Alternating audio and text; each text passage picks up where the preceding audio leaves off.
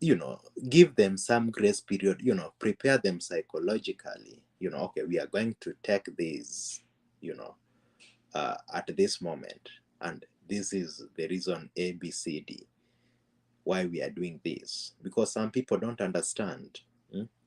But as I said earlier, if they don't understand, they would ask why. But in my opinion, I still maintain, I don't think that it was, stopping subsidies is a bad idea, because subsidies are not sustainable for a very long period of time. In fact, they become very expensive when they go for a long period of time. The net impact is the taxes will go higher. And also, we forget that we can have shortage of that subsidies, because it is money we are injecting there. So it is somebody giving you money to go and do, and it is from the taxes we agreed, or maybe from the money we borrowed. But as we use it, that money, the amount of the money you have goes down. So at the moment, we can have shortage of that subsidies itself. Assuming we have, let's say 1 trillion or 500 billion for that subsidies. Okay, it can go for 3 years, but when we run out of that subsidies, so we can actually have a shortage of that subsidy. So I think the process, the little part I think which was not right was just the process. It was not smooth enough, in my opinion. But about the, monarch or democracy, I think the problem of Kenya or Africa is a problem of leadership. It is clearly and fundamentally a problem of leadership, and that is broad enough, entails even corruption. I don't also see any big problem or any huge problem when the head of state, Ruto, was invited. Kenya was invited, actually. Only that maybe what sometimes might not make a lot of sense, if you cry that, okay, there's this little in the treasury, then at least we need to see a few number of delegations. I think he went with 46 members, of delegations. I'm not sure, but I think 46. So, but attending, I don't think if it was really, really a bad idea. And of course, from there, I was extending to attend the UN, meeting. So I don't have a problem with, attending the funeral. Maybe at what cost? That would be the question. But if it is a reasonable cost, I don't know how much it costs. If it is a reasonable cost, I tend to think that 46 members were a little on the higher end, but that's what I think. So if it was reasonable, expense, then I would be fine with it. Yeah. I'll stop there. Wanna you can I'm sorry, I have to leave now, and maybe we'll get in touch next time. Okay. Hi, Mr. Frederick, and Miss Good, LM. you? It is cold already. How are you doing, sir? Yeah, hi. And I'm gonna go leave now. So not unless maybe you had something for me. No, I don't I have any really had questions. So. something to. Yes, I had Frederick. something for you before you go. Okay. Before you go, I really had. I had one. Like I was saying before. You know, when we talk of UNGA, it's broader than just what comes to the table. And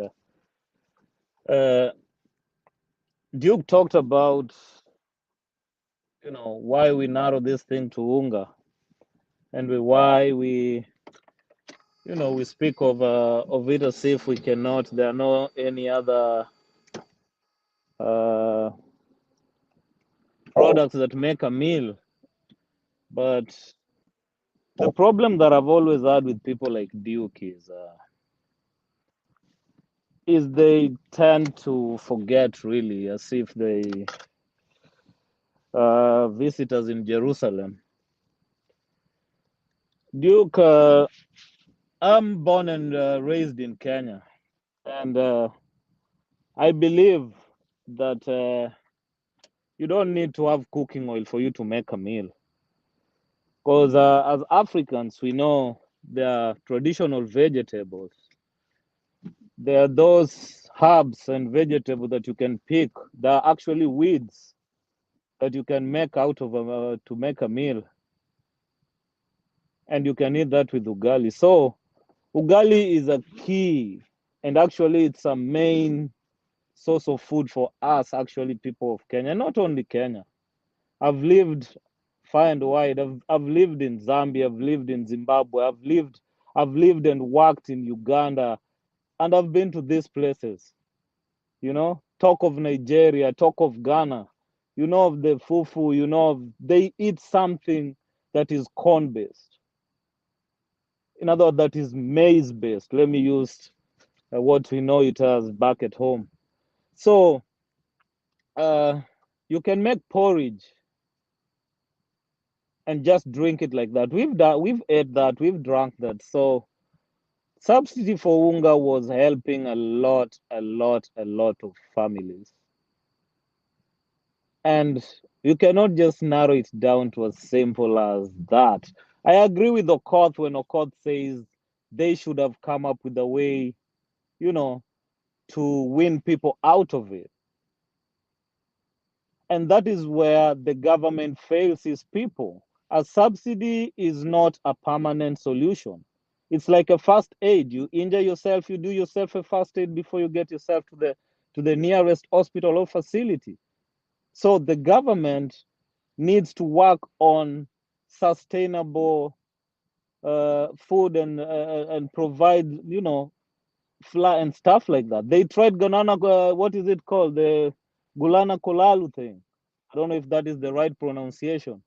And no one has ever told us about it. The only thing we hear is rumors, and the rumors are actually true because corruption came in.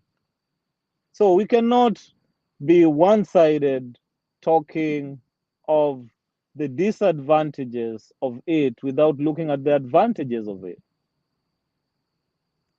So when it comes to that, I agree with Okoth. We should have worked on a way to, you know, slowly or gradually get people out of subsidies. But now our people need it most. This is the hardest time we're going through. After COVID, people lost jobs. You know, families lost businesses. This is the worst time to do that. Then Duke, you talked of we are doing this because of IMF. Should our people suffer because we are pleasing outsiders? Should we put our people through all this hardship because we want to impress somebody in some air-conditioned office somewhere in the world? Or should we do this because we want to take another loan to be on top of the loans that we have that we are not even sure if we'll be able to pay in the long run? I mean, It's just being practical. It's not a good thing. It's not like we want it to be going throughout, but we need to come up with solution. You don't you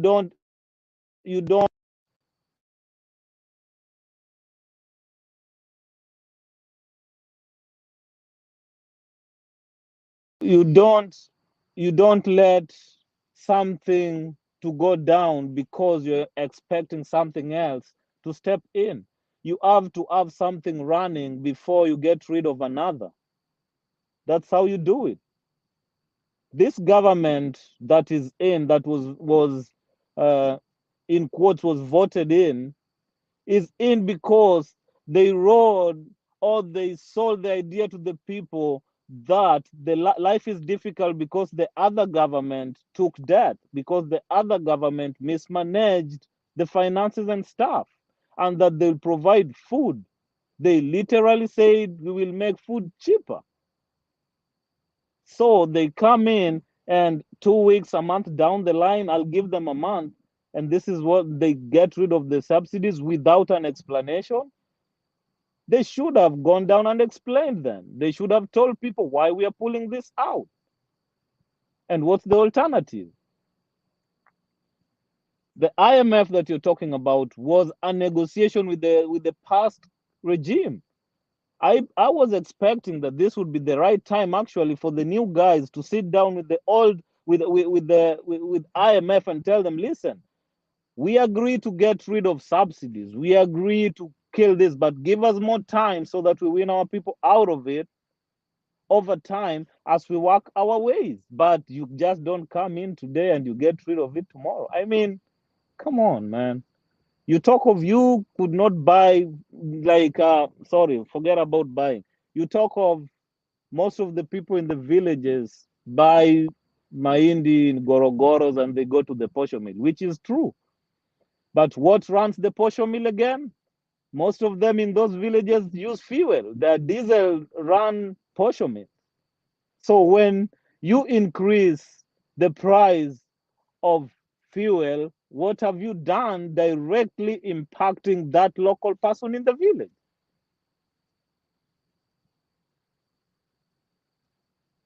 So let's be realistic. This is not about what side I support, what side you support. This is about that person in the village who depends on what they can, the tangible thing they can touch to survive. Me and you, we are here, we can talk all these, big words and stuff like that. But I mean, you're not suffering, I'm not suffering, that's the truth. But let's go down to the basics. Was it the right thing to do in the first place? The subsidies? No, we shouldn't have even been in the subsidies in the first place. But since we are there, is it the right thing to just pull it out? No, it's not.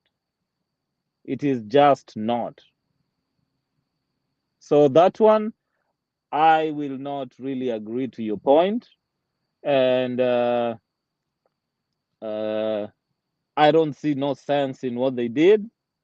And I'll see no sense. Not that I'm being difficult, but because I've lived that life. I was in the village. I was back in the village I was there in July. I was in Kenya in July.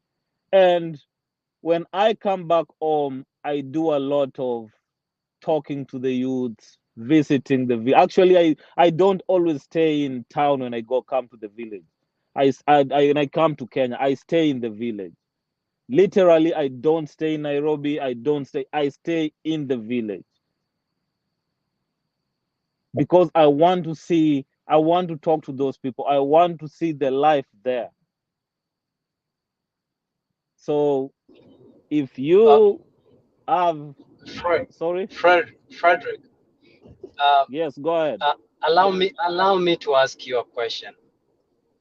I mean, you've spoken about the IMF and the subsidies, and I get your frustrations. But I was also wondering if you have the history of, or you have ever watched a documentary called The Debt, where the country that is involved is Jamaica. Have you ever had a chance to look at this documentary? No, I've seen the previews, but I've not really taken my time to go into it.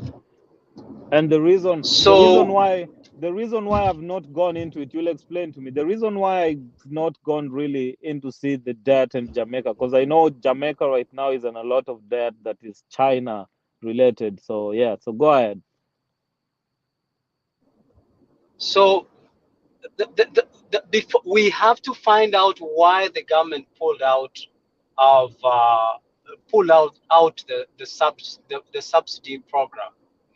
I think if you get a chance, if you remember during Moi's time, there is something that was introduced called structural adjustment program. And you have to know, you remember it, right? Yes. And the structural adjustment, Moi declined structural adjustment program, if my memory serves me right. So if you look at IMF, how it was involved in Jamaica, and the introduction of subsidies and regulations of certain regulations and restrictions that came thereabout, you realize that Jamaica ended up to be in debt, more debt, because of the subsidies and that it was receiving from IMF. In fact, you realize that the onion that was manufactured, the onion that was produced by a farmer in Jamaica, it was expensive to be sold in Jamaica than an onion exported from US to Jamaica. So before we condemn this government, we need to ask ourselves, why did they pull out the subsidy so quickly within the shortest time? I would say within less than 2 weeks in their in the government. I think William Ruto was in the government. As much as he was not the president, he was in the government, and he probably has more information, more than you and me has. So there is something maybe he knows more than we do. And if that's true, if we give them time, because this is someone who receives all these different reports from different agencies, and I'm sure there is a rationale behind them pulling out of IMF. Remember, IMF is not there to benefit the African countries. IMF was a creation of World Bank as a way of controlling and enslaving African countries. So for me, I would be slow to condemn them, but to try more, be inquisitive as to why they pulled out of the subsidy program that we had. I think that's something that I wanted to put across as you continue with your contribution. Thank you. I totally agree with you. I totally agree with what you said. But now, based on your point, then I think we are not really discussing the same thing. Because according to Duke and according to what I know, they're pulling out the subsidies because IMF gave them that as a condition to a grant or to a loan or something that is coming, that they're expecting to come through. So in other words, it's an IMF condition so that they pull out the subsidies. Am I wrong? Can I clarify that? Actually, yes. One of the functions of the International Monetary Fund is to ensure that countries don't fall into an economic crisis. So when maybe countries have difficulties in maybe repaying their loans, they can have an emergency funding from the International Monetary Fund so that it can have some like short-term sustainability. However, it also advises. It advises the structures or investments which countries should take to move forward or to address what's trying to make them enter into an economic crisis. Therefore, and also International Monetary Fund gives a loan without interest. They can give you maybe some period and you return in 2 years or 3 years without paying any interest. So you find when some developing countries have issues in paying their debt, they can actually give them money which can be paid, and then they can pay back without interest. So, so that's the reason, and the reason why they gave a provision, they directed them to eliminate fuel subsidy is that when you have fuel subsidy, is that the economy does not operate in a free way, so that you hide economic imbalances. For instance, if, for instance, I cheat you, I told you there are a lot of customers in a given place. So you come, you set up your industry there. But I'm the one who's giving some consumers money to come and buy from you. So when I stop giving these consumers money to buy from you, you cannot sell any product. That means your company will close. Therefore, that's why when you are trying to subsidize people to consume, it means you are not refilling the actual economy. You are trying to hide some imbalances, economic injustices in a way. So that was the reason. So I think I've answered your question. And also you said that there is no explanation. Actually, there was a sufficient explanation. And the explanation, when actually the president said that in the coming days, parliamentarians will debate to ensure that some taxes on the fuel are eliminated. Therefore, the fuel price will come down without government having to spend money. So I think you understand that now. Hello. Can I add something, Frederick, on top of what on top of just but something you guys that keep talking. We don't talk. Yeah, How come you're gonna talk. you guys keep talking? Yeah, you're gonna talk. Go ahead. Okay. Miss, Duke, can I Duke, say one more thing? Just 20 seconds before I go.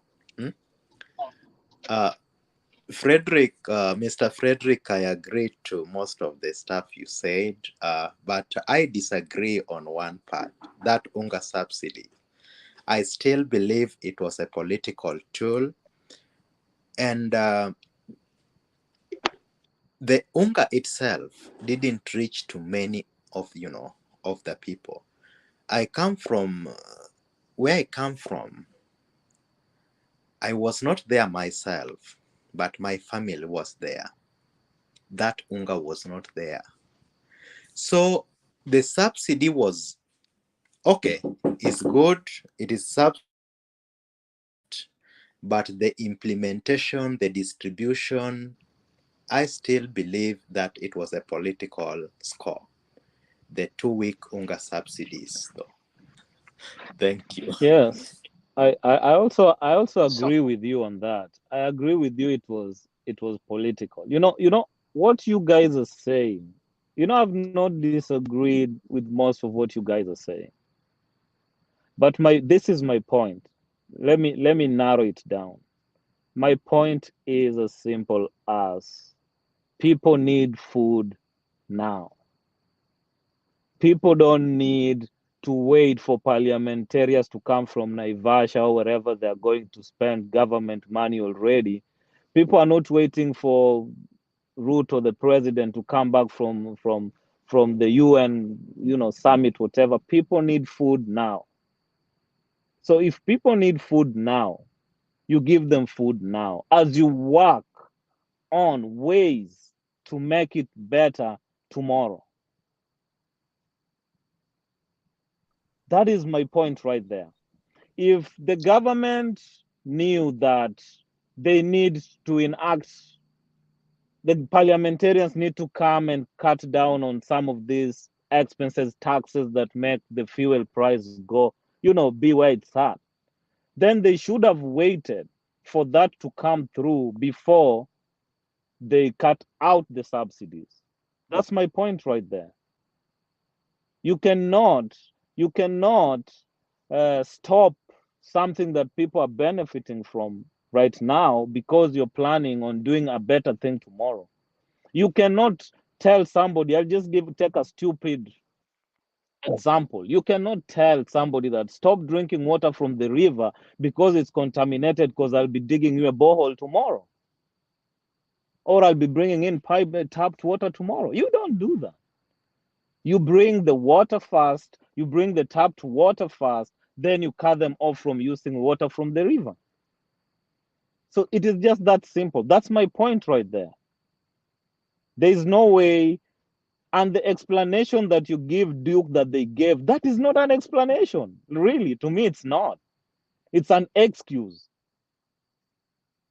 An explanation to me is something like, we are getting rid of this subsidy because, one, it's hurting our economic like this, in this way, and this way, and this way. Two, we are spending more money on this. Three, there are cartels involved. That is what an explanation is. What if the parliamentarians come and they don't agree? Then what happens? So my point is, we have families that are starving right now. We cannot take food from their table and promise them what they can't see, because that is just a promise. So that is my take on the subsidies. So can I say something that I wanted to say before the other gentleman left? So you see, Fred, Duke, your explanation is very nice about So the somebody IMF. gonna say a word. You're gonna. I mean, what's your problem, it's man? disgusting. You're gonna say. No, everybody can talk, but the Duke doesn't want to give me any time to talk. That's a All joke. right, guys. So Go ahead. I'll join you guys later. Go ahead. Duke, just give the guy the time, man. Duke, give Penny Nyagaka time. He has dropped out, and I'm not even the moderator because I cannot add anybody and I cannot remove anybody. So if we think I'm the one who removed him, that's not true. There's somebody who's operating from the background. So you can continue. Okay. So it's unfortunate, but for me, Duke, your explanation about the IMF, the motive of IMF is not the prosperity of borrowing countries, because if there is a country that has a lot of debt, is United States is one of the countries that has a lot of debt. So the whole idea of IMF advising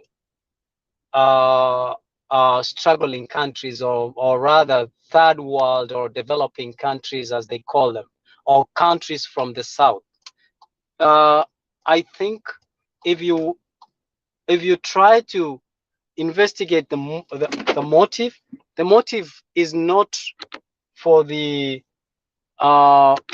motive is not really. Penny, do you want me to stop so that you can give your contribution first? I appreciate that. Yes, I appreciate that, because I've come to realize that guy Duke doesn't want to give me any minute. But let me tell you something, guys. It's very simple. The IMF and World Bank are based on bottom-up economics by John Maynard Keynes, 1939. Study all that. So we do not need really to go very deep as to why IMF borrows this way or why World Bank supervises this. The knowledge is already there. So all we're asking, for example, some of us who have taken the government in Kenya, in UDA, all we are asking is they do what Devlin D says. And Duke, I appreciate that you don't like my ideas, because I don't like what you just said, that flour takes more to manufacture, flour make this and that. No, people need the flour. Then you can academically tell them what else to do. You cannot tell them today that the price of flour is going to be 250, this and that, and tomorrow you change, and you tell them that to manufacture flour, this is what it means, that's what it will mean. No. Keep your word. If UDA is going to go that way, then some of us have to get off the bus. Because it's very clear, very simple. Just do what you say. And we know these institutions. Lastly, my friends, I tried to look for President Kibaki in the United States. I could not get him. None of the embassies know who to talk to, what to talk to. We came here a long time ago. We have gone through this bullshit nonsense. But we are not going to stand up for it next time. Because some of us are very, very proud that they could quote something like bottom up, an economic class that I took like 20, 30 years ago. And we're very proud of that. Let's move on that direction. In 5 years from now, if the UDA government doesn't produce, show us a different government that can do it. And let me finish there.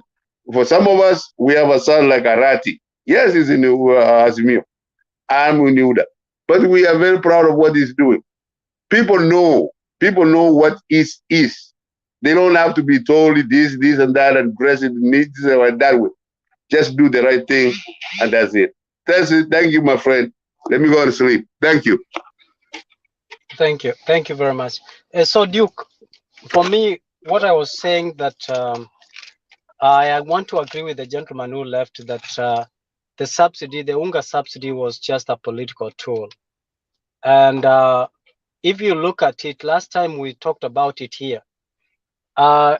If you look at the process of the stages of processing UNGA to be in the packet, to be at the shelf, for it to be sold to the final consumer, you know, from the shamba to the millers, the packaging, distribution to the wholesalers, and then to the retailers, and then finally consumers. It is a process that takes quite some time, and it also involves money.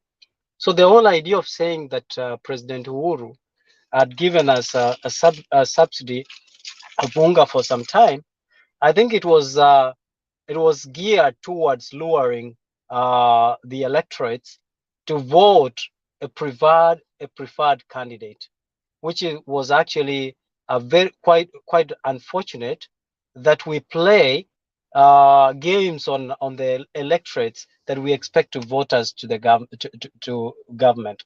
So for me, I want to say that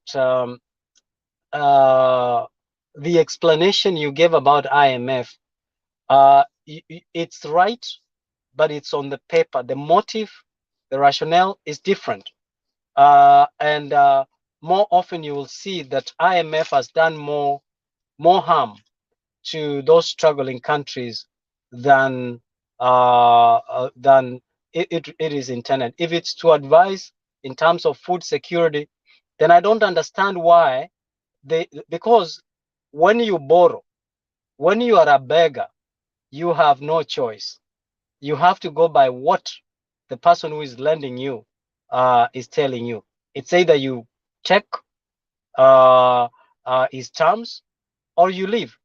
And so when we talk about IMF, and like you said rightfully that their role is also advisory, and I realized that if their role indeed is advisory, they have not advised very many countries rightly in the manner that brings prosperity in those countries economically. And if you're talking about economical crisis, if you look at 2008, United States was in an economic crisis. There was a recession that actually lasted from 2008 all the way until there was an economic recovery up to, I think it was around 2012 when things started normalizing. So why haven't we had countries in Africa, to normalize if they don't follow the restrictions that have been put in place? Why has World Bank continue to lend them money if they do not adhere to the restrictions. That is what I wanted to leave you with, and say that the subsidies, the motive behind subsidies was not primarily to benefit the common mwananchi, the unga that you're talking about. And when also we talk about unga, we forget that there are other tribes in Kenya whose primary food is not unga or corn. There are others who also rely on mchele. You know, we should also start talking about other commodities instead of ignoring and representing a few tribes in terms of suffering and straining in terms of daily life. Thank you.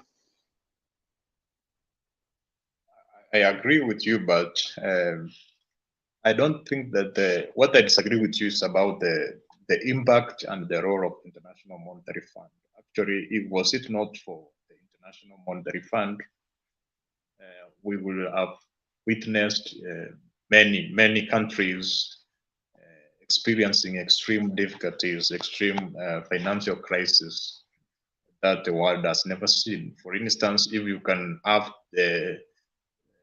the most notable two countries which undergone extreme economic crisis is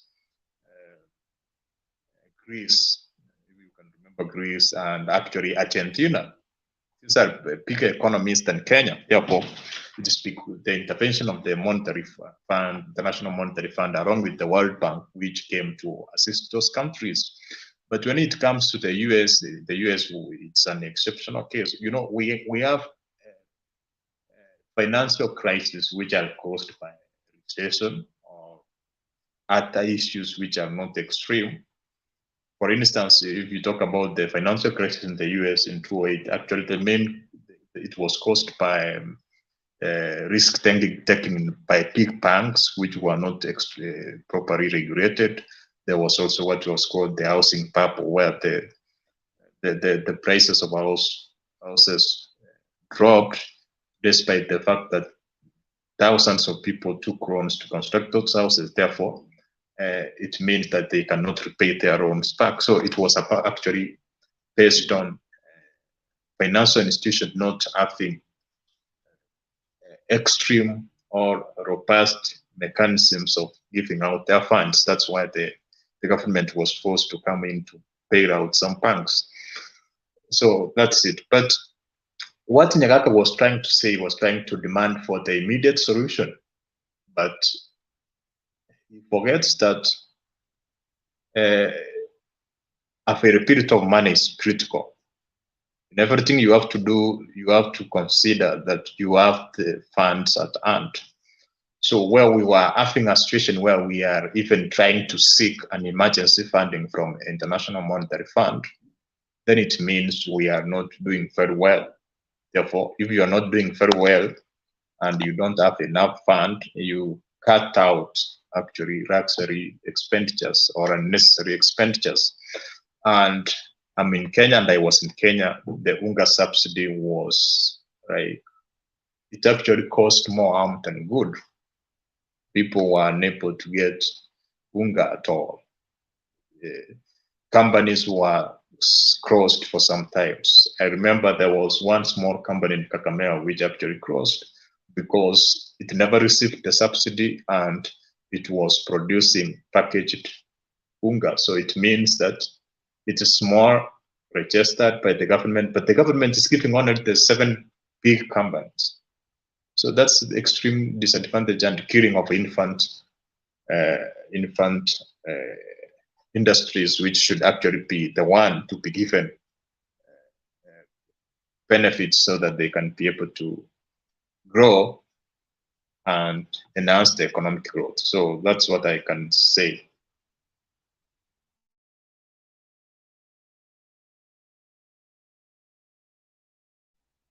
Yeah, that's true. But I also welcome you to go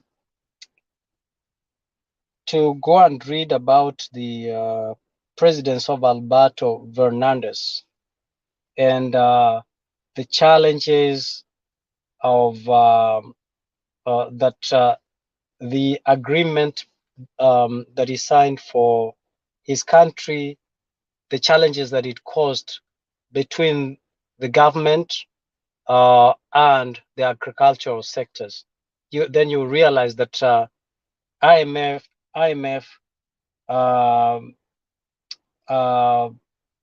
as much as it's lending, I think it's not something that we should, depend. We should look for solutions. Do you think about it like this? We live in a country, just think about Libya, for example. We live in a country that actually has a lot of water. We have water in the coast, we have water in Lake Victoria, and many other lakes that we have. If we harness this water, we shouldn't be talking about food security. Food security will be a thing of the past. Just think about Libya and where Muammar Gaddafi got his water and laid the pipes and brought all the way to his country that was actually more of a desert. But he made and turned the country to be green. And when you read his book, the Green Book, you will realize how passionate he was to help his people and liberate them from such challenges like food security, and made sure that he had made the little North America or Western countries right in Libya and right in Africa. So I think our leaders must begin to impress that water that kills people in Aero, Kano Plains. We should start harnessing that water and turning it into irrigation schemes in order to produce enough food. One of the role of the government is to make sure that there is food security in a country, because a country whose citizens are suffering from hunger is a weak country. So, and we cannot even defend ourselves if we are suffering from hunger. And that is what we are having, the challenges and the economical challenges that we are having. So I think as much as I'm glad that William Ruto is someone who has a background in agriculture, and I hope that he will think outside the box and ensure that we have equipped. When I was young, we used to have extension officers, agricultural extension officers, the veterinary. These people used to come around and talk about how you do farming, what you should and shouldn't do. I don't know if those people ever exist now. If they do, then it means it's just a conduit of swindling public funds, and that's one of the challenges that we have in our country. And we hope that this government will do something about it, and we will have food security besides other challenges that our country is facing. Yes, I agree with you on that. And for instance, if you talk of an example of Israel, it's actually a desert, but it's able to do farming in many areas. Therefore, we need to realign the way we use our funds. Actually, that's what I talk about, cost-benefit analysis. Actually, even the reason why we have borrowed trillions of money and we are struggling to pay the debt, despite the fact that we have been given 2, 3, 4 years grace period, it means that the investment was political. So if we were to have a proper cost-benefit analysis, actually the returns from those projects will ultimately exceed the interest and the installment which we are supposed to pay actually every year. Therefore, moving forward, we need to stop political investments. And actually, when there was the proposals for the amendment of the Constitution, I remember I wrote a memorandum and I was advocating for us to have four arms of the government, where we will have the treasury as the fourth arm of the government. Therefore, we will have like economists and qualified individuals who can be able to add to handle money. The problem is that the money is at the mercy of the executive. The executive can use the money the way they want. They are not economists, they are not accountants. So even the project they bring is like just for political reasons. So there are no returns. Therefore, it means it makes it a painful investment. So all of it, you find that it's like a dead stock which is not giving returns, and that's why we are in a crisis. Also, what's also becoming an obstacle for a country like young democracies like Kenya and African developing nation to move forwards, whereby we have embraced the provisions of our democracy, which are working in developed countries, but which cannot work in Africa. For instance, we talk about freedom of individuals and freedom of persons, which cannot be interfered with, but without interfering with those specific provisions or rights, then it means you cannot move forward. An example is this.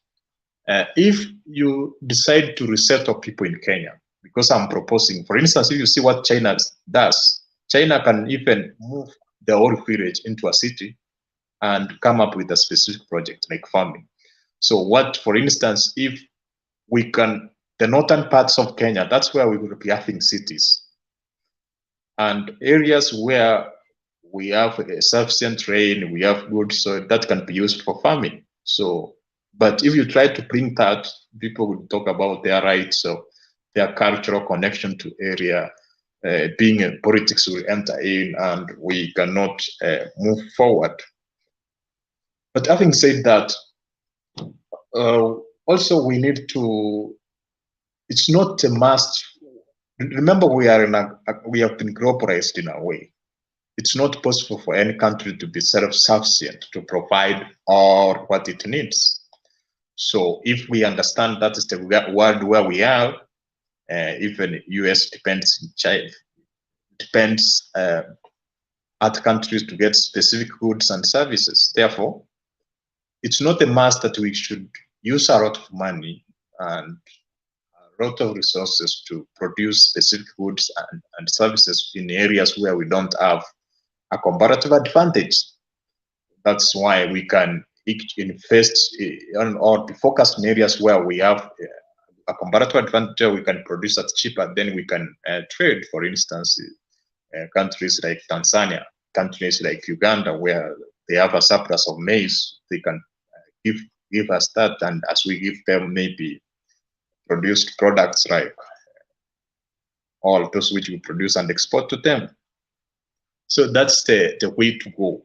But the problem is that we always in Kenya and in other struggling democracies, you find that it's the incompetent politicians are the one who make the decisions and who invest, therefore, and they are not challenged and they are final and they cannot be punished. That's why we find we are in situations where we are not progressing. So we find that we are borrowing money and we are investing in areas where there is no return. Therefore, the debt is extremely huge. And that's why we should ask the question, if we have borrowed like 10 trillion, then all those projects, what are the returns they are giving to the government? We don't know that.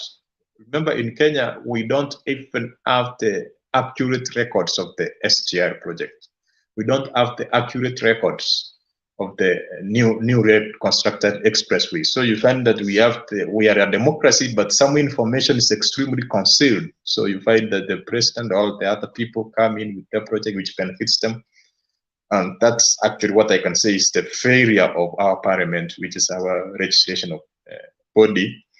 We should be having accurate information of what the SGR enjoys, how much we owe China, how much we paid each month or each year. So we don't have accurate figures of that. I think that's where we should start sorting the mess in Kenya. And Duke, that's a very good point that you've made there. But the question is, you used a lot of terms that more often a lot of people wouldn't know what they mean. I'll give you an example. You mentioned about cost effective analysis. You know, you used of comparative advantage. And does Kenya know what its comparative advantage is? You know, right from, because if you look at Kenya, Uganda, Tanzania, look at the demographics in terms of our population, look at the ability of adopting to new things, one of it being technology. You'll find that more, for example, Kenyans are more innovative than the other countries. And that is our comparative advantage in within the region, maybe East African, I would say. What have we done with it, with that? You know, in order to have an edge over these other countries. You know, I think I'm not a business. I never did business, but I did in high school something we used to call commerce. I think, was it commerce? And one thing I learned is that taking advantage of the situation. Now we are moving into technology. We are talking about intellectual property. And so many other things. What have we done as our country that has a very good infrastructure in terms of IT, maybe as a comparative advantage? So there are things that you have actually mentioned that a lot of people don't get to question. You mentioned the other things like, for example, let's take SGR. SGR, in its it's a very good thing. The question is, was it urgent for us to have SGR? Was it important for us to have it? Or was it urgent and important? You know, while it's good to have that, how will it change our life? You know, vis-a-vis the already existing infrastructure, right? So, or the road infrastructure. What has it done that has improved, that has brought in money? So those are some of the challenges that we have. For example, if you look at the SGR, goes and lands, passes through thousands and thousands of acres of the Uhuru Kenyatta's family, or the Kenyatta's family. And then the question is, who was paid the money in terms of the land that the SGR has passed through? Because there is compulsory land acquisition where the government has to compensate you. So these are some of the good things that you mentioned, that we don't have information and nobody has the guts to stand up and ask these questions, because most of the people that we have entrusted with that responsibility cannot ask, because they owe allegiance to those people who are robbing our economy.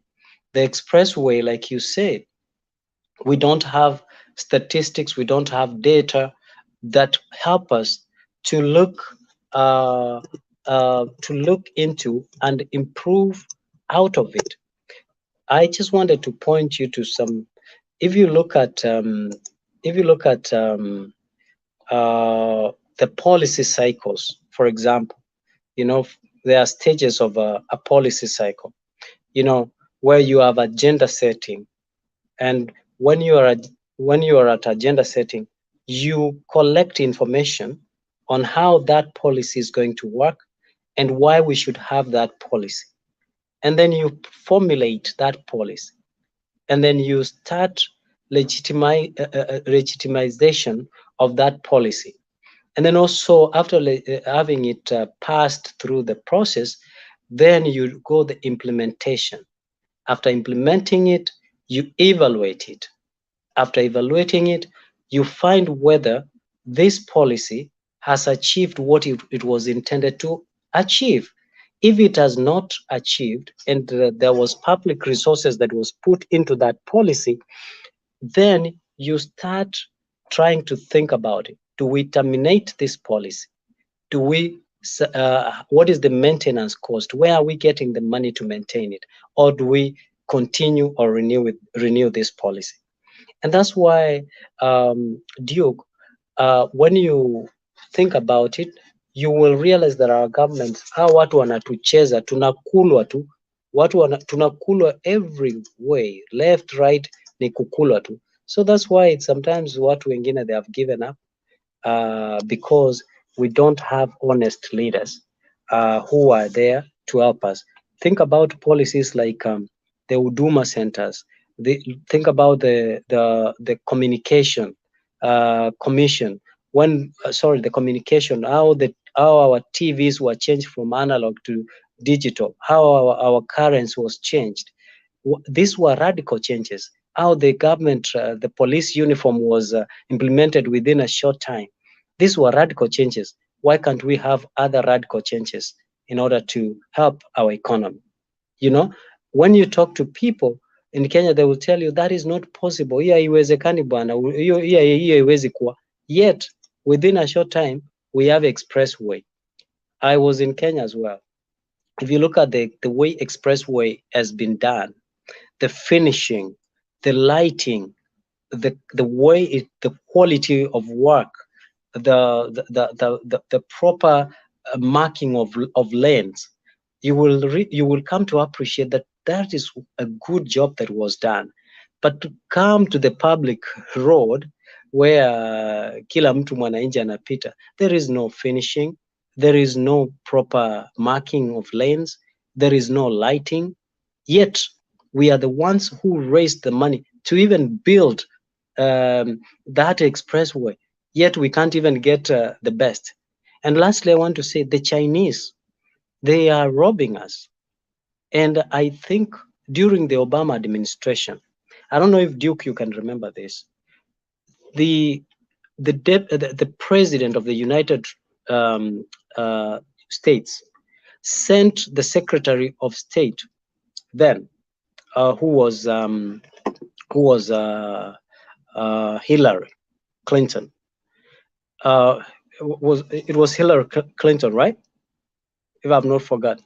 So you will realize that when he sent the Secretary of State to go around Africa to tell Africa that the Chinese are dangerous, the Chinese will rape our economy, and most African countries never listened.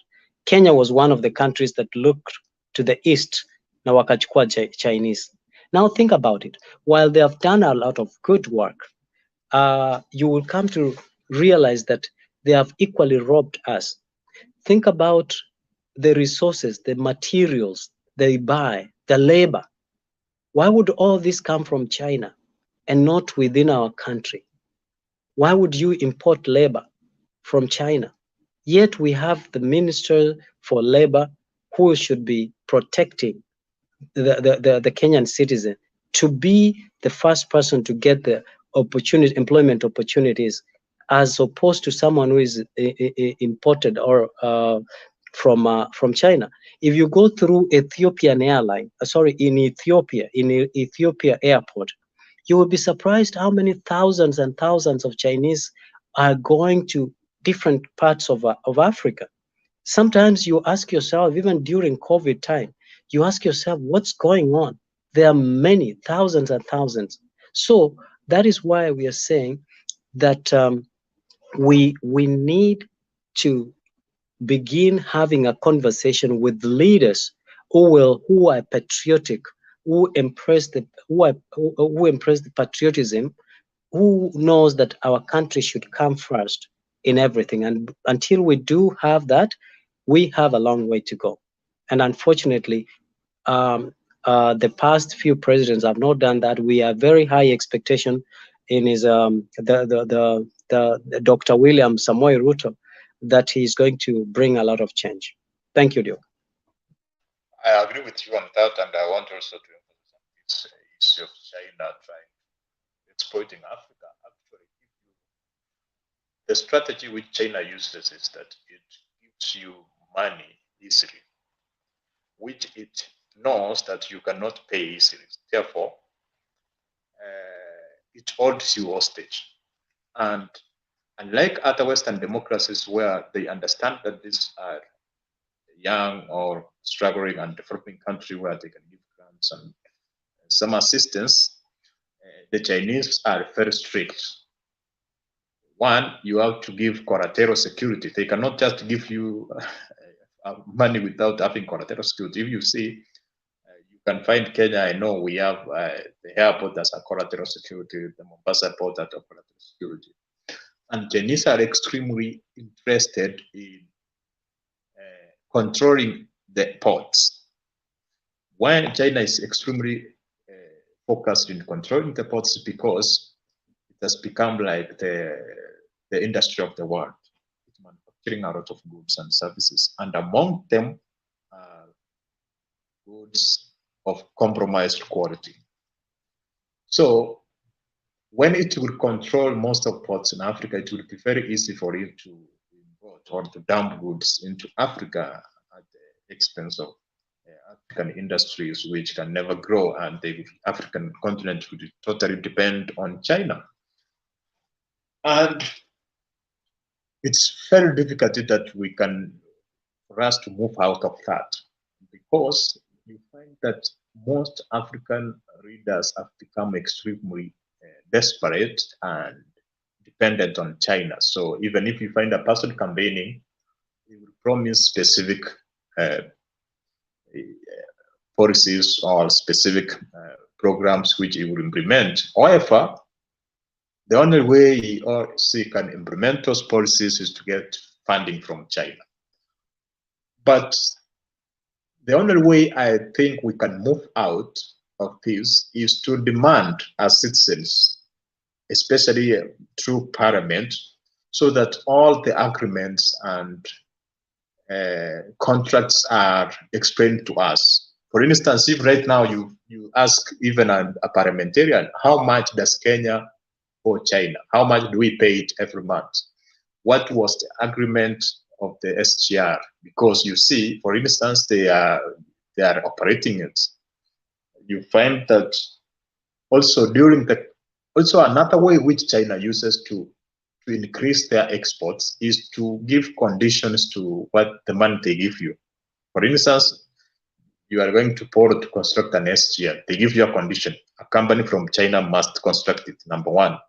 Number two, you must buy specific goods from China. I was surprised that we are importing things like cement from China to construct, and we have a lot of cement. And when I was in Two Rivers, they actually imported even the formwork. The formwork, those materials which are used to hold cement in place or concrete in place until it sets out. So China, that's why I say here that Africa is still colonized, and we have many forms of colonization. Now they are not colonizing us fiscally; they are colonizing us through using economic means. Using economic means, the way maybe you can have a worker, and you know this worker cannot get work elsewhere, and now you underpay that person. So it's the same protocol which they are using, and that's going to be very, very, very unfortunate. However, when you are talking about comparative advantage, it's good for us to explore our comparative advantages, especially in African countries. For instance, you talk about even us having excess qualified workers. You know, we have a lot of qualified workforce in Kenya, which can even be exported to countries in US, in UK. If you talk about nurses, you talk about doctors. Even Canada is struggling to source nurses from Kenya. Actually, if you are a registered nurse in Kenya, you can easily go to Canada and UK. So also that's where we have a comparative advantage. Also, we have a comparative advantage when it comes to manufacturing within East Africa. For instance, when you were talking about the comparative advantage of Kenya and Tanzania and Uganda, I actually tried to confirm of what we export to Tanzania, and the main on the top of the list which we export to Tanzania is iron seeds. We export plastics. We export actually most of simple manufactured products, like even soap. We are exporting it. We are exporting candles. We are exporting tiles. So, but what we are buying from Uganda, Tanzania is about cereals and timber.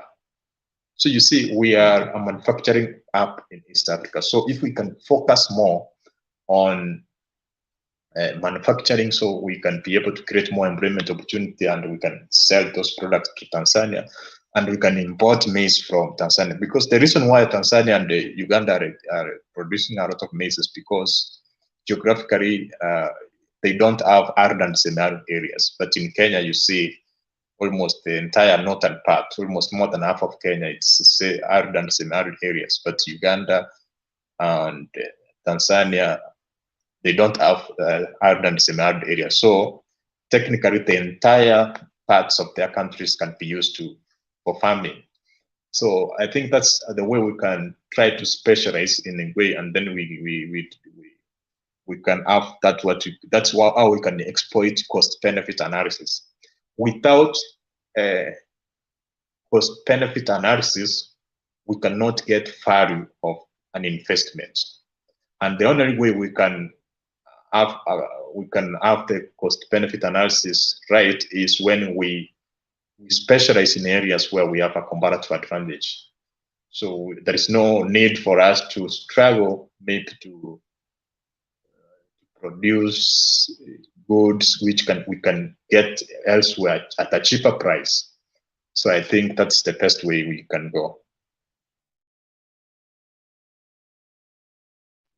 Yeah, that is true, and I agree with you. I've also seen that in the comments, people have said that the expressway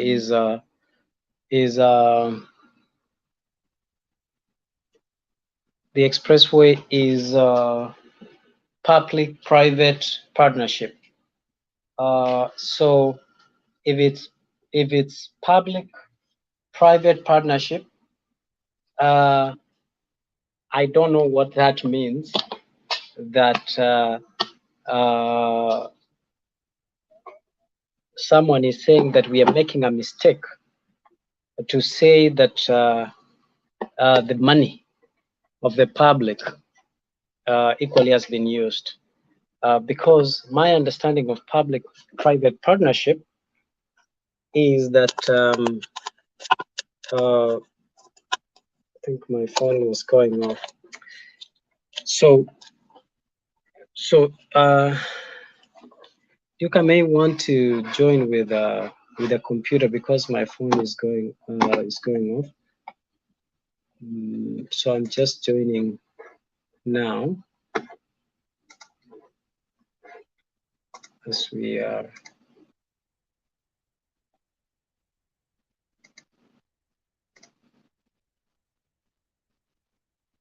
I say I can comment on that. You see. Can you add me back? Can you add me in the studio? No, I've joined using. I think there's somebody in the background who can add you. I think I used a different device, but I'm sure there is somebody in the background who will add you. Okay. We will wait. We will wait in the meantime. Yes. So let me finish that one as you tell me. So I was saying that public-private partnership must have a certain agreement. It's a contract terms of or rules of engagement. And actually, this is a very interesting thing that we should utilize in our country. You know, the people like the late Chris Kirubi, who had lots and lots of money, the Kenyatta family, the Odinga family, you know, Ruto, Kibaki, these people that we think that have money, it is okay for them to get into public-private partnership projects, and our country will prosper. Because I think if I look at a country like Kenya, for example, not Kenya, but like Canada, we have an highway called 401, the Highway of Heroes. So what happens in this highway is that we have a public-private partnership. Okay, let me disconnect one here.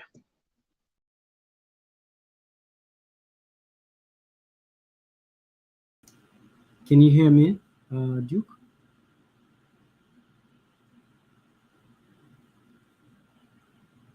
Go ahead. Yes, I'm getting you.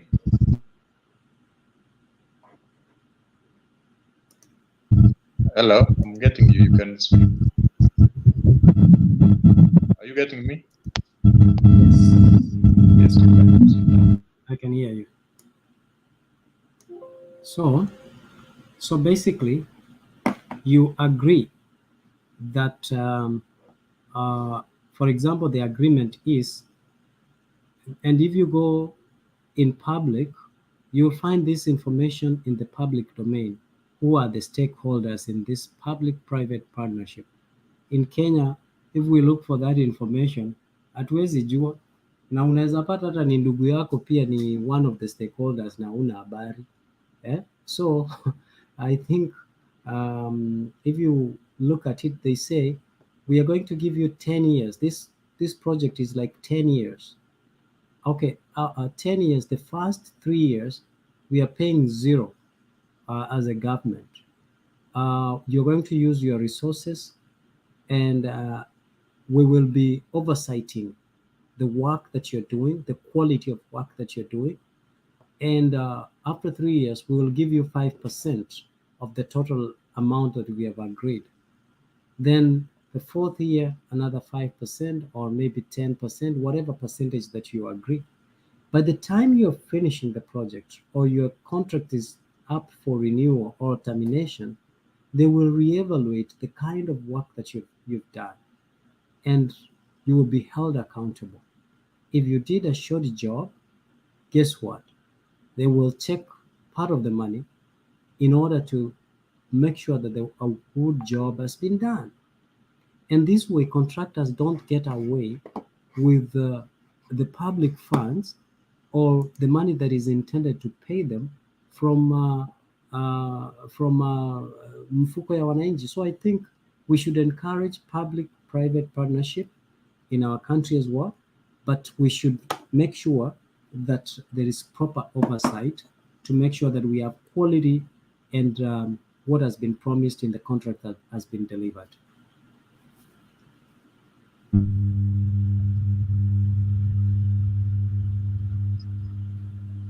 Duke, I can hardly hear what you're saying. Are you getting me now? Yes.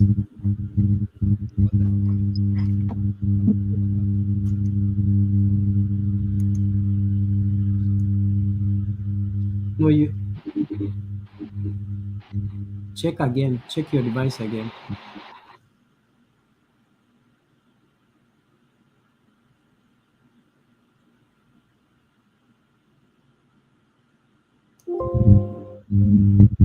Yes, can you hear me now? From a distance, I can hear you.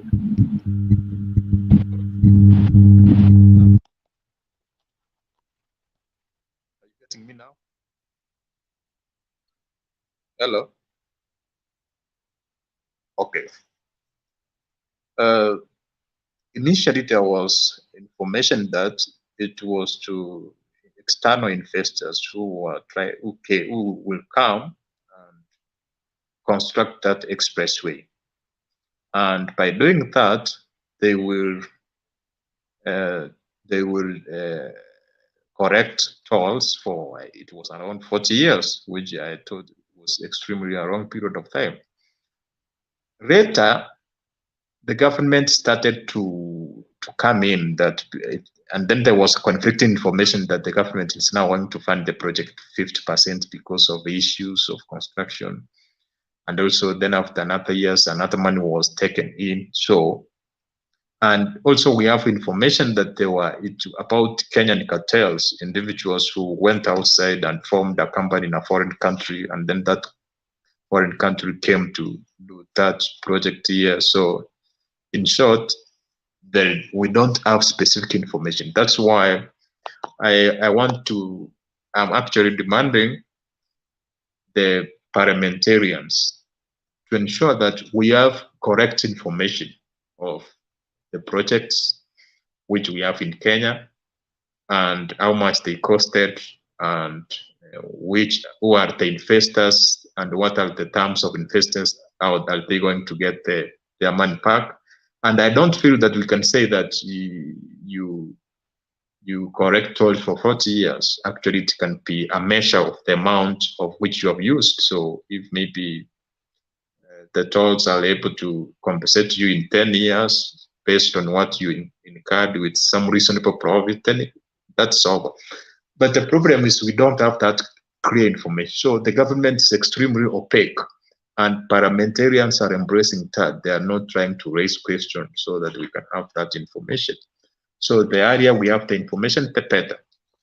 And there is also information that because Kenya defaulted paying China its debt in a way that Chinese have been given some parastatus and the government properties to manage privately, but they want that to be a top secret so that the public cannot know that because of the way they can bring issues. So I think I have an issue with that.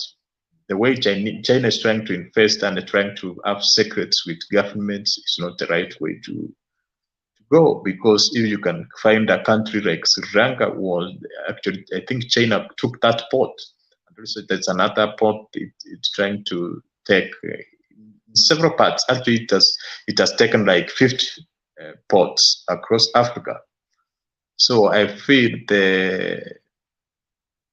we should demand accountability and accurate information of what is going on. Even we don't even know how much the tolls are collected from that expressway. Actually, we should have a report of how much is collected per month or even every day, so that we can be able to know, because we cannot be saying we don't have money and we have mega projects which have consumed trillions. So those mega projects should actually be giving us returns.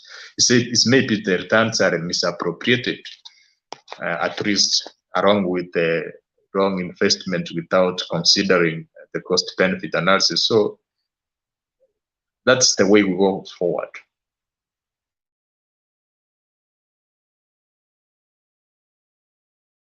Makiadi,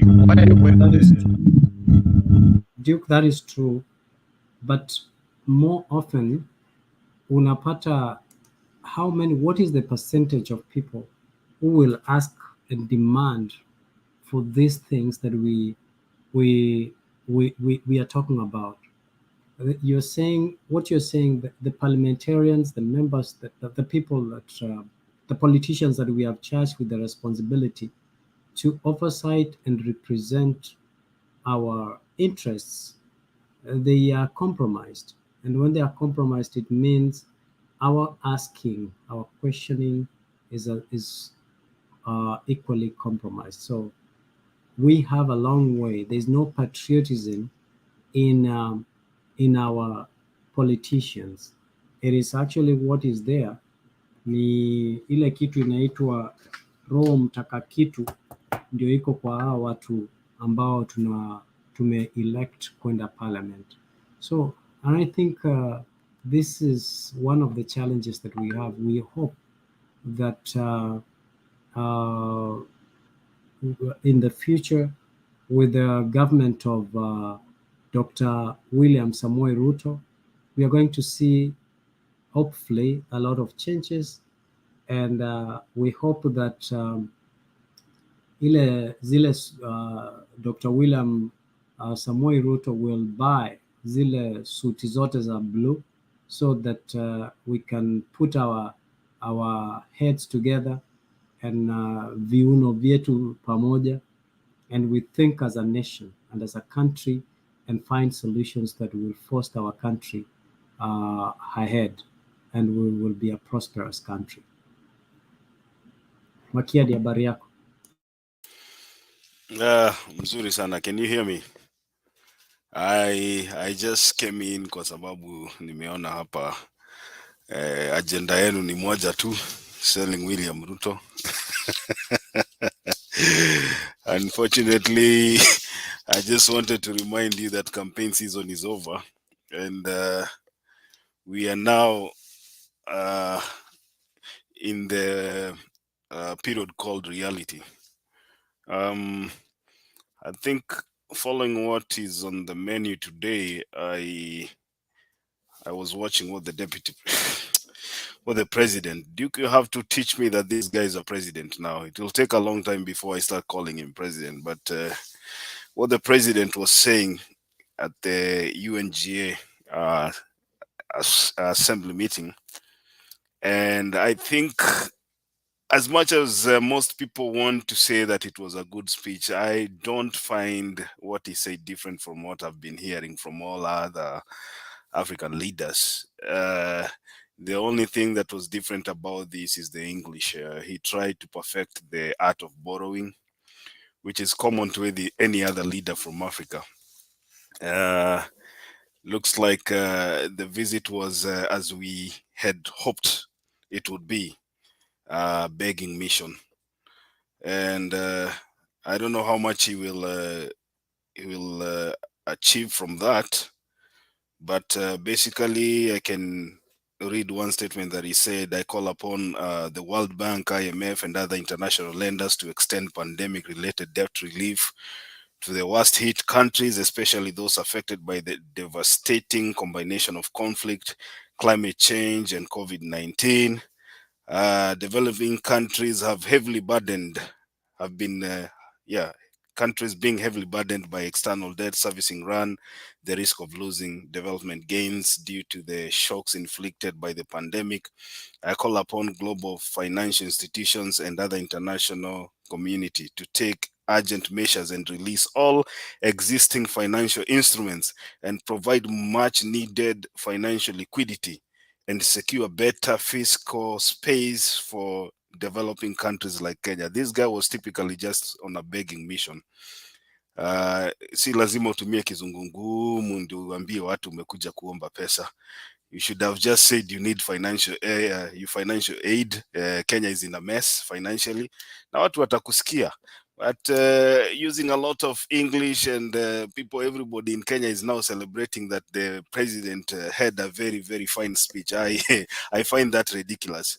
You know, sometimes we go to international forums where people are talking about issues that are very relevant to all countries, na si tunaleta shida zetu hapo za nyumbani. So the main issue was about climate change and the impact of climate change on the issues around countries. Kenya is not an exception. William Ruto is on the front line telling people ya kwamba mvua inatokanga binguni. That is when he was telling his supporters that Mau forest is for you. Mwende mkate, mtu ajikatie ile shamba anataka. Remember they had tiff with the Raila Odinga on the issue of Mau settlement. And so William Ruto, I don't believe he believes in something called climate change. You might argue the opposite of that. For me, he would take a lot to convince me that he's a person who believes in climate change. Let me say,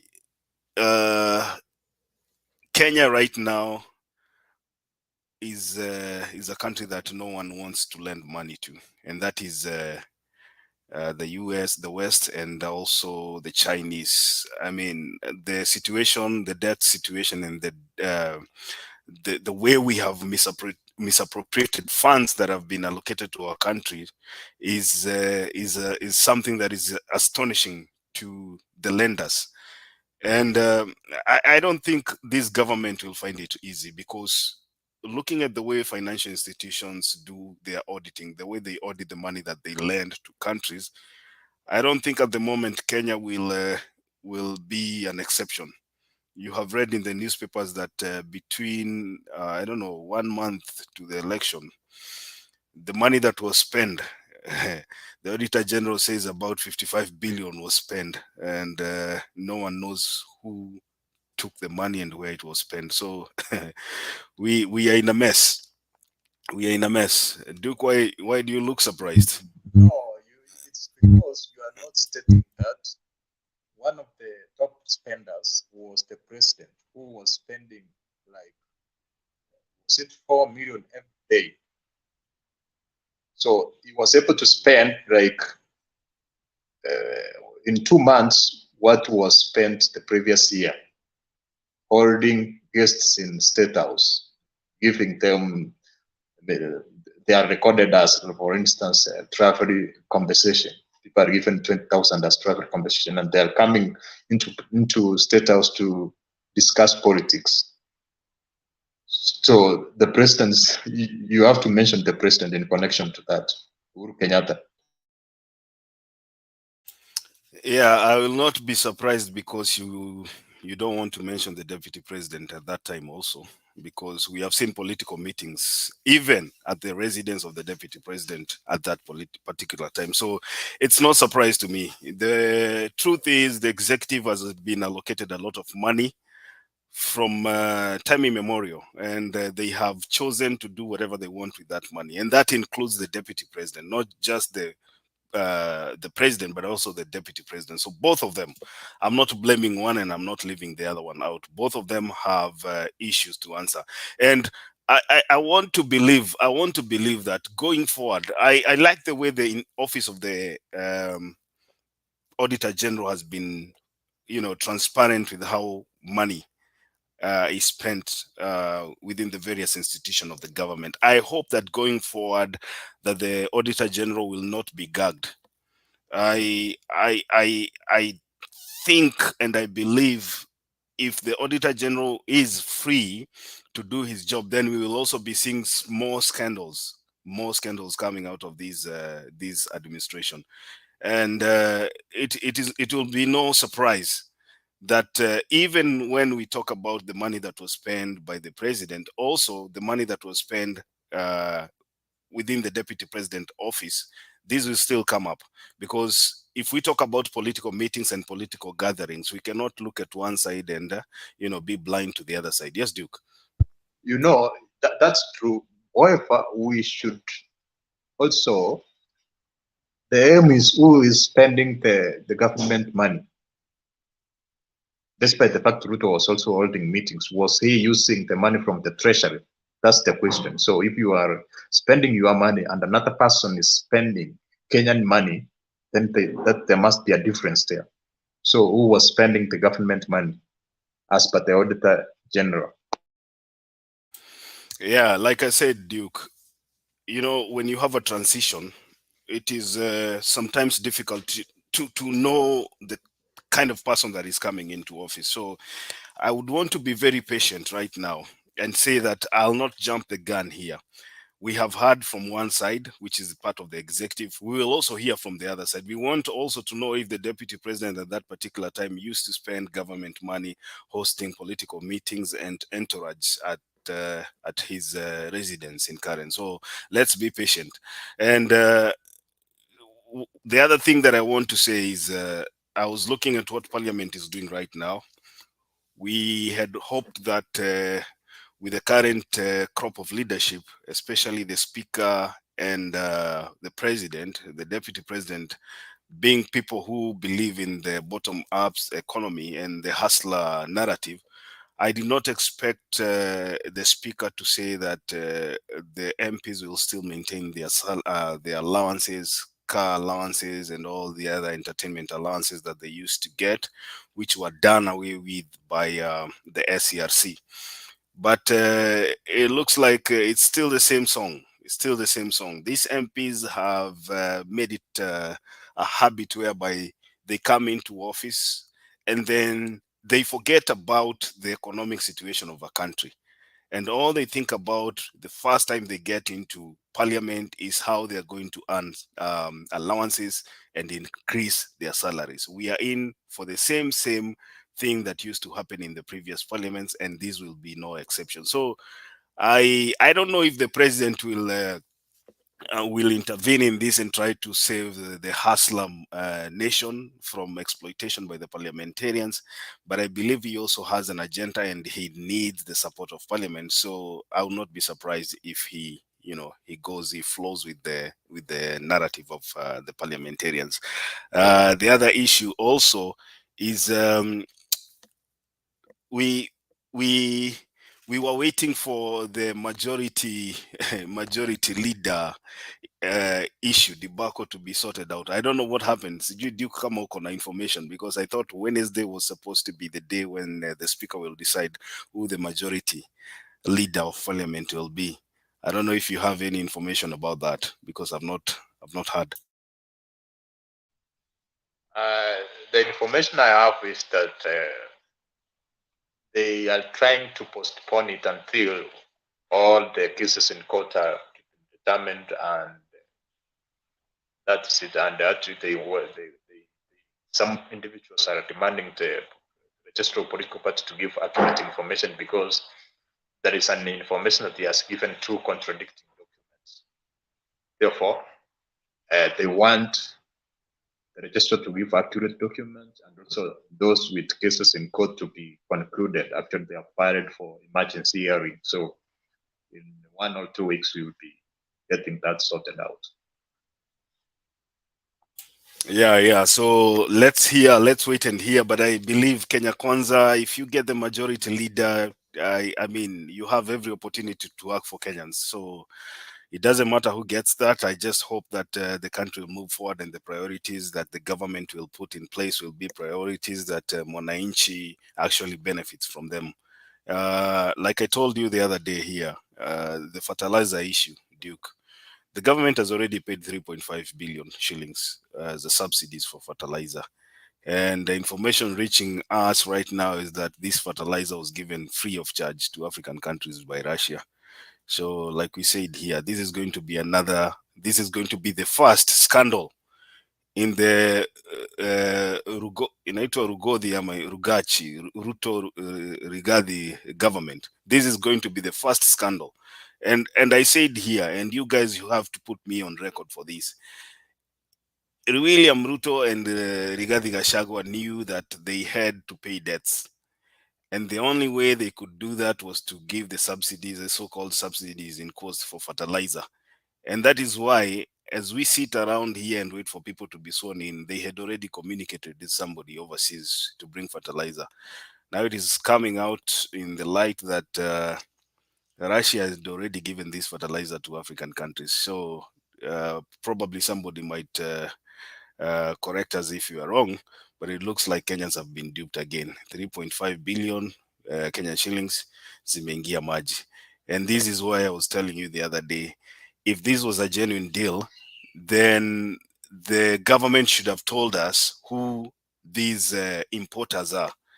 But as we stand right now, no one knows the people who are importing fertilizer. No one knows who has been paid to import this fertilizer, but it's already being distributed. And I can see farmers are complaining. Farmers are complaining that even when the government brings subsidized fertilizers and then they're given to, I don't know, the cereal board or whatever, there's still cartels who come in. You know, farmers line up there, spend days there, 2-3 days, you know, you get tired, but there are people who come in and they get the fertilizer very quickly in bulk, and then they go outside and sell it, the same farmers, with an exorbitant price, which is the same thing that is going to happen this time around. So I hope hii serikali yenu ni ya bottoms up na ni ya mwananchi wa kawaida, but ours is to keep our eyes open and to make sure that we keep you on toes, because if you guys are not pushed, then it looks like the Uhuru government will also be better than this. I want to end it there. Probably if somebody has something to say, then you are free to go on. Just briefly to comment on that, actually, that's not true. It's not true that Russia has given free fertilizer to Africa. Actually, that was a statement which was made, I think, by the Ministry of Foreign Affairs, who was saying that because they were being accused of causing the crisis, because they were not the grain was not coming out from Ukraine because of the war. But they say that's not the main cause. They were talking about the cause being fertilizer, and they were talking about the plans to give fertilizer to Africa. It's just a statement, and I don't think the state which Russia is right now, it's struggling with sanctions and is trying to fund the war. I don't think it's in the position of giving subsidies or aid to African countries. That's what I can say. You know, despite the fact that Russia is in war with Ukraine, Duke, it's still producing gas to the EU. It's still selling gas to most of the countries. Sijui kama nyinyi mise mnauziwa gas na Russia. But that does not mean that Russia is not producing fertilizer right now. It's still producing fertilizer. It's still doing its business. The only thing is some companies, Russian companies have been sanctioned. But if you look at the economic situation, when the war started and the sanction hit Russia, the economy was doing very poorly.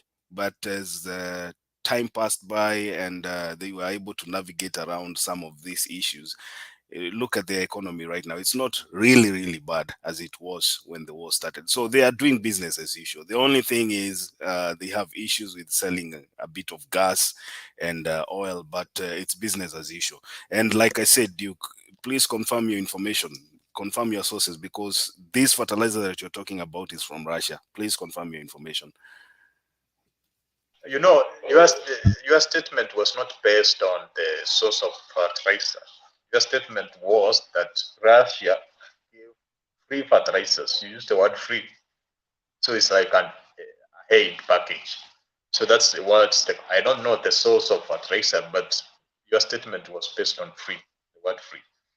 And actually, Russia, the economy of Russia is extremely doing very bad. What's doing well is the value of their currency. And the reason why the value of their currency improved is because they demanded that those countries which are buying gas from them,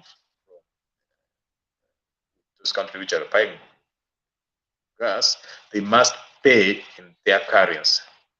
That's I don't know what's the name of the Russian currency. So because of that, the demand for their currency increased, and actually the value increased. So when the value of your currency improves, does not mean that your economy has improved. Sometimes it may improve because of other reasons not connected to the economy performing well. So I think that's what I can say. Also, I want to counter the statement which you were saying that William Ruto was begging. He was on a begging mission. And you wanted him to talk more on issues which are affecting the world. But you forget that there is a reason why all countries have to contribute. They are given time to speak. It's because each country is unique. And each country is struggling with unique issues which it must front, so that if there are countries which can assist, So the first priority of William Ruto was to speak for Kenya. And that message was actually very clear, because remember, during the COVID, most business was closed. We were not having enough revenues from tourism, from everything. So, however, those countries which gave us, countries or companies or financial institutions which gave us loans, they were also demanding their money along with the interest. So you can imagine you go to the bank, then you are given money, but because of this, difficult circumstance, you are unable to use that money to do anything. But at the end, you are forced to, they demand you pay. So that, I think that's good. It's a good statement because it's comparing those institutions so that they can maybe give us more, extend the grace period. Remember, actually in 2019, we were paying, it was 16% of our GDP. That's what the amount we were using to pay our debts. 2, 3, 4 years, we are now using around more than 50% of our GDP. So that's extraordinary. So within 4 years, then it means there must be something which must be done also.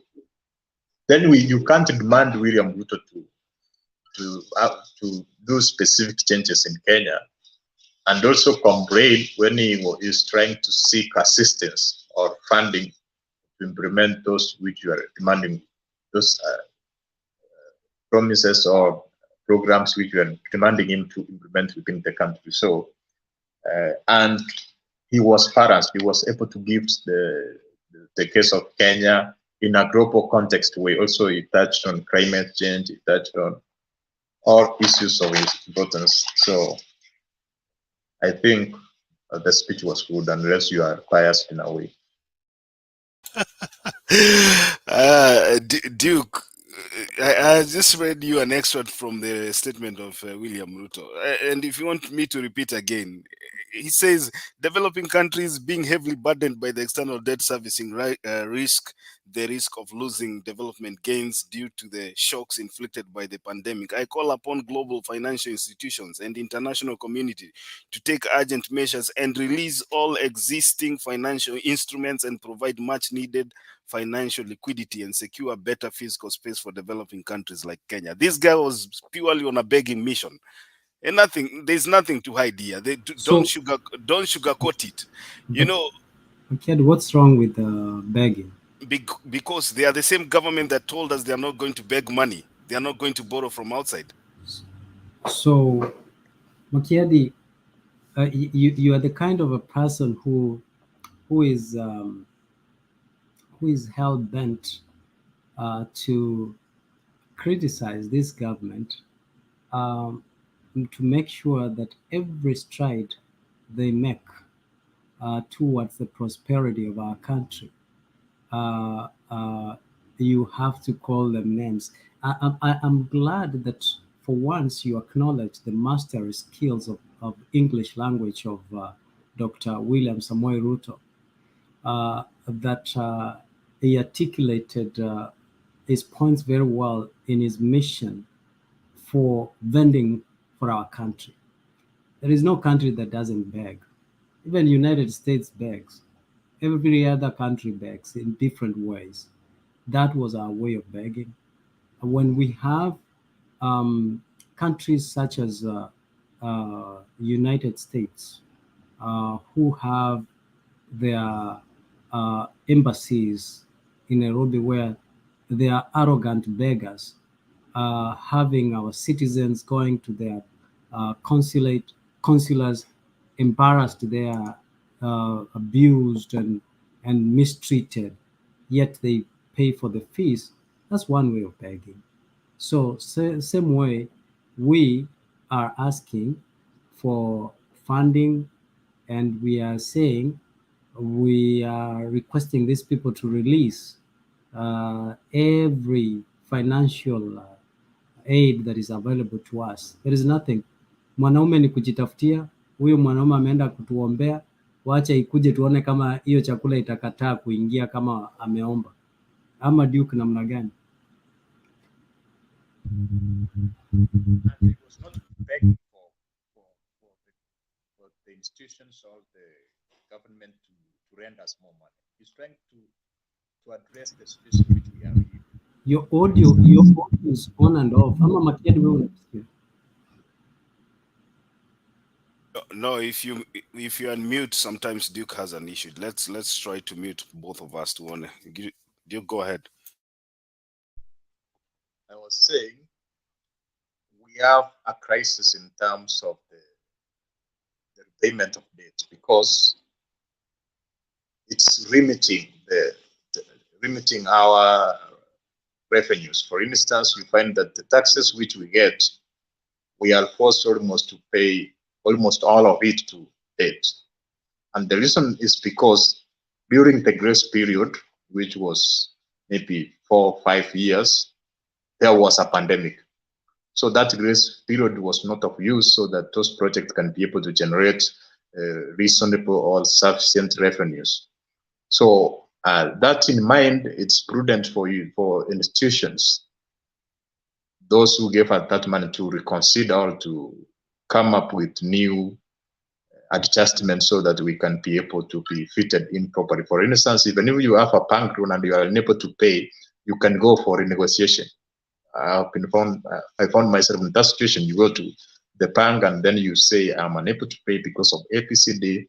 Now we have to reschedule the payment. So it was simply saying that. Yeah, Duke, I agree with you. You know, Misa, when you come here and tell me that I do recognize his mastery in English or whatever you're telling me, I don't think that's a point here or there. It's neither here or there. The issue is, I mean, leaders read their speeches from a teleprompter. So it takes somebody who comes from some certain place where technology has not has not actually haijatamba, and you're quite excited with a speech. You know, you can speak a lot of good English, but the point is, I know very well that these things are just written for you there. That's not a point. I'm the kind of person that listens to the content of the speech, and I listen to the whole speech. Because, you know, he's our president. The only thing that I could gather is he was on a begging mission. Unfortunately, it contradicts his earlier policy when he said that his government is not going to borrow any more loans. That is what William Ruto said. And he said what he's trying to do is empower the people, you know, wale watu wa pale chini, so that at least the government can have the power to can empower people to borrow locally. That is what I expected would be Kenyan investment policy moving forward. I expected the government to invest in its people so that the people can be empowered to have savings and have money in their pockets, so that even at this particular time, people can lend to the government. That is the policy that Bottoms Up is always preaching about. But what are we seeing? We are seeing a president who is also eager and quick to follow in the footsteps of his predecessor. And it is just the same thing, Mise, for the past 10 years, where our debt increased to almost 11 trillion Kenyan shillings. Go look at where Kibaki left the debt, and then take the 10 years, add Uhuru's years to that, and look at how much the Kenyan debt has been increased from 2013 to 2022. And you'll tell me if this is the same trend that we would expect a leader to continue with. I expected new ideas. I expected fresh ideas. I expected people who have, you know, decide to shift focus to other ways of funding government, business and government operations. But it looks like I don't see that. I don't see that in these people. And first of all, I would expect to have had William Ruto sit down and try form government before, you know, you have him flying around telling people how he's interested in borrowing money. Why can't we have the Kenya Kwanza government sit down, nominate the person that are supposed to be cabinet secretaries, have them vetted by parliament, so that at least we have a government moving forward. This is just some kind of what do we call that, ping pong, whatever, ping pong ball that is moved from Uhuru Kenyatta's government to William Ruto. There's nothing new, because you have to establish a policy. You have to establish a policy, and the people who make sure the policy is being sold abroad are the cabinet secretaries. Sasa we unaenda na kina Babu na Mwamba and the likes of Mutua, Kipchumba Murkomen. All they are doing is just walking around New York City wakiwa wamevaa matai na kufunga tai na kubeba files and kupiga picha na kutuma kwa social media, and they are contributing nothing. So this is a burden to Kenyan taxpayer. For what reason? For what reason? Labda Mise, wewe unaweza tuambia, kwa sababu wewe ni mtu ya Kenya Kwanza. Lakini wewe Makiadi, you are the very same people who are busy telling us, oh, you know, Sakaja cannot deliver, oh, you know, this government of William Ruto. It is in the preserve of the president of any republic to be and it's constitutional, is the mouthpiece of our country. It's one of the functions that is required to attend. And among the issues that he articulated were, he talked about poverty, talked about climate change, you know, economic recovery, the staggered economy during the pandemic that was unprecedented, as he said. And so these are some of the issues that he articulated.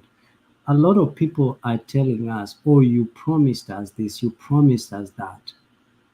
Relax, kaeni mngoje. Yaani wewe umeisikia wapi mtu akikuambia ukweli? Enda uambie dem ukweli, ati yeye umwambie ukweli kwamba wewe uko broke, uone kama atakupenda. Lazima uingishe dem, umwambie wewe ni mbabas, wewe utampatia, utamnunulia hii ile ndiye akupende. And that's what exactly our president did. He seduced the people, the electorates, to vote for him. Now, what he's going to do is what matters. If he's borrowing, it will make a difference in our country. I think there is nothing wrong with that. But we are quick in pointing fingers to the president. And there are a few things that have started emerging from this government. One of it is transparency and accountability. You saw His Excellency Governor Sakaja. He brought out programs and talked about publicly about food programs by the World Food Program ambassadors who attended there. We've never seen this. We didn't see this during Sonko. We didn't see this during Kidero. And this is good prospects for our country. It means our government is working. The government of Dr. William Samoei Ruto is working. So whether or not, we all know that Abab Namwamba, Kipchumba Murkomen, all these people that you have mentioned, they are very able people given the mandate. And also, you mentioned about watu kusoma speech. Bwana, unaweza andikiwa speech na ushindwe kusoma. Let us appreciate our president. Hata kama ameandikiwa, most people, even your president in the United States, anaandikiwa speech. So what makes Ruto exceptional from kuandikiwa? That is why we have the presidential press service that makes sure the communication of the president is on point. And so in terms of in matters of economy, I think we need to give these people or the government some time. They are hardly 1 month in office. So we hope that they will be, they are hardly even 2 months in office. So we hope that they will deliver. We are very optimistic. These ideas of Azimio being pessimistic about the performance of the government or the outcome or the possibility of they are anticipating the failure of this government so that they can justify their reason of not wanting to elect William Samoei Ruto is not patriotic in any nature. If you are patriotic, we should support the leader of the day to make sure that your ideas that you have, like Makiad, you are very, you are very. I like your ideas. I like your reasoning, and this is the kind of reasoning that we want to direct, give it positive energy, to make sure that it has reached to our government, to our leaders, in order to be put into practice, to yield results to our country. At the end of the day, you and me, whether you are in Azimio, whether anybody is in UDA government, we all hope for the best for our country. But we cannot wake up every day, Ruto akipoa, tunasema huyu ataanguka, huyu atafanya nini, huyu atafanya nini. Whether you like it, I like the way you say, and I like the fact that today you acknowledge that Ruto is all our president. And that is the kind of spirit we want to impress going forward, and start looking at more on what he is going to do vis-a-vis the promises that he gave.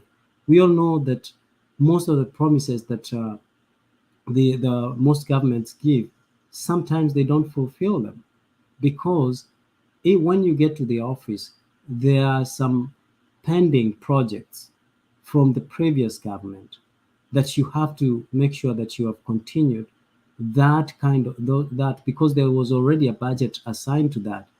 And until you leave office as well, you will also leave pending projects.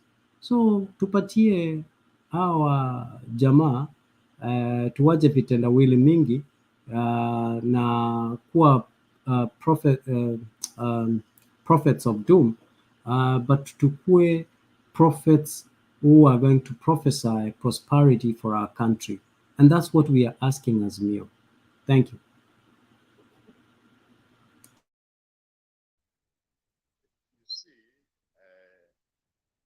Makiadi, you are trying, maybe you are misinterpreting the statement which you read moments ago. That statement does not mean that. We can't hear you, Duke.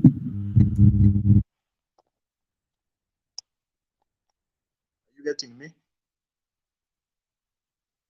I'm saying that Makiadi, it's as if you are misinterpreting the statement which you read moments ago, because that statement that in any way does not indicate that we are going to borrow more.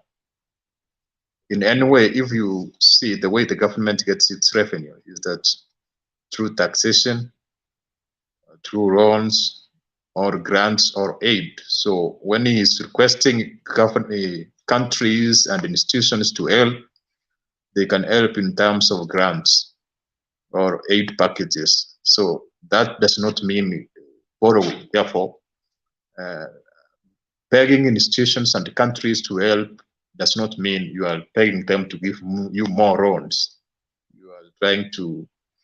Also, another aspect is about the current repayment, the current installments of the debt already we have. They are suppressing us. So if you are trying to negotiate for adjustments so that you can maybe to increase the payment period or reduce the installments, so that means that we will have more money to use in development projects and in other areas. So that's that. Also, most of we are trying to anticipate that William Ruto will fail. But in any way, even if he fails, that does not mean that Asmio was to succeed. Maybe he has done 50% and Asmio maybe was to do 25%.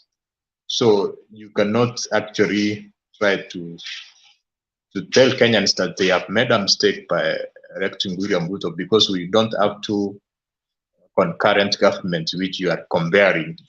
So maybe there is a possibility that the other government will do better, but also there is a possibility that the other government will do worse than what we are witnessing. So when we confront realities, we confront circumstances on the ground, does not mean it's because of the mistakes. Sometimes it's because of the reality and readjustments towards doing the right way, the right thing. So that's what I can say. And I also want to add on the subsidies, which has been the topic of this. It has been now the song for a week. And for me, I'm in Kenya. I know Makiadi and the other person, you are outside Kenya, because I was there in Kenya. Because when those unga subsidies, or maize subsidies, the way you want me to call them, were in place, there was an extreme shortage. For me, I was unable to buy unga for almost 4 days, to the extent where a friend told me that there are shops, but they are selling the old price, at the old price. Therefore, it was actually like an inconvenience. It was creating more problems than creating a solution. And also, I stated the component of sometimes subsidies can be an expense. How subsidies become an expense is when you find a country which does not have a reserve of money or excess money is trying to give subsidies. Therefore, it means it will be forced to tax Kenyans more. So there is no need of you giving me 10 bob and you tax me 15 bob. So it doesn't make any sense. So what was happening in Kenya is that country which does not have reserves of money and is trying to tax Kenyans more and to give subsidies. And when you tax, you find that not all taxes are accounted for. So that process, some money is lost. And also when you are deploying that subsidy, we have cartels, government officials want to take a share, some companies want to retain a share. So you find that at the end, it's not making sense. It's actually creating more trouble than assistance. Also, I talked about the issue of wastage, whereby you are giving a subsidy to cartels as well, or to extremely rich people as well. So when you find that products are reduced, are subsidized, and every consumer can buy, that means millionaires, billionaires are the same. That's why the countries like US are doing that differently. There are people who qualify to be given food stamps based on their purchasing capability. So it's also a wastage when you give a subsidy to poor people, and we have other extremely rich people. So that's what I can say. Yeah, Duke, I think as you speak about subsidies, are you aware that the government also released a few billion shillings in the month of September to the same people that you're calling cartels? Are you aware that the Ruto Rigathi government has paid a couple of billion shillings to the same people that you're calling cartels here, the fuel subsidies? I don't know if you know that, but I'll send you a link so that you can go check.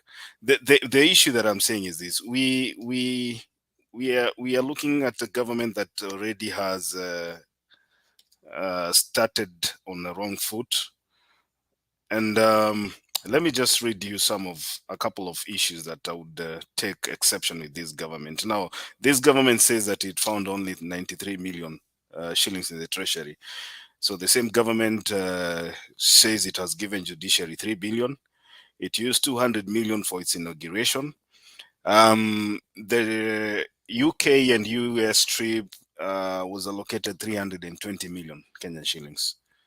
The same government has given MPs car grants worth 7.5 million each. The renovation of the office, which is basically, I think, if I'm not wrong, the State House, is costing about 120 million Kenyan shillings.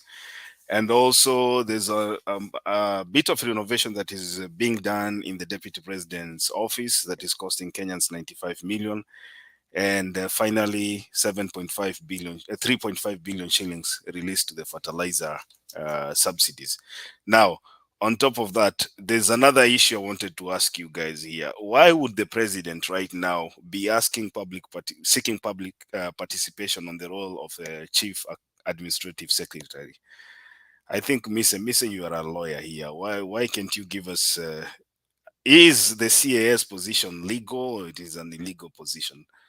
Is it constitutional, or is it unconstitutional? Because I take exception with why the president would want to be, to be taking us through a wild goose chase again, like the other administration, to ask us whether he should appoint CASs. Maybe, Miss, I can take your opinion on that. I I will. I don't have an opinion on that. Neither I don't. Neither have I read the mind of the president to know or to be in the finding as to why he wants to take that direction. But I was attracted in a few things that you mentioned that the government has spent money or is purposed to spend on. To me, I don't see the problem with that because that is going to be a trickle-down effect. It is not William Ruto who is going kushika nyundo pale kwa deputy president ajenge na ajilipe mshahara. It is the Kenyans who will supply and work there, and the money will go down and circulate within the economy. But at the same time, Makiadi, you amaze me. I don't know what you want William Ruto, Dr. William Ruto, His Excellency, the President of the Republic of Kenya. I don't know what you want him to do. These trips are factored that he must attend as the head of the state. Would you want him not to attend and say that he's not going to represent Kenya at the international community and instead redirect the money that is purposed for that kind of for those kind of functions, so that we can now say that he's working? There are some things that come as a package. And when you talk about they spent about 200 million for inauguration, what did you want him to do? Did you want him not to appear at the inauguration ceremony and say that we are not going to have that was his day, man. Like yours, like during the wedding, people even spend the money that is not theirs, the money that common mwananchi washiriki wamecontribute, and it's an occasion that he enjoys the privilege, and I don't see why we should vilify him and his team for doing so. These things, at the end of the day, they also put money into the pockets of common mwananchi, because think about what is required in such a functions. They have to be procured from this wananchi, whether it's him again who is procuring the services, the provision of those services, but at the same time, it trickles down to some level and wananchi gets the money. So let us not vilify the president for enjoying the privilege. That is why he campaigned and worked very hard and convinced us to vote him. Among other developmental agendas that he has for our country, those are some of the privileges that he enjoys as the head of the state. Just like you in your house, as a father of a father and a husband of somebody or of your children, there are certain privileges that you enjoy that not even your children will enjoy the privilege of that. Not any man will come from outside your household to enjoy that privilege. So let us not vilify the president for every move that he's making. I think he's a young and brilliant president, and we hope for better things that are coming.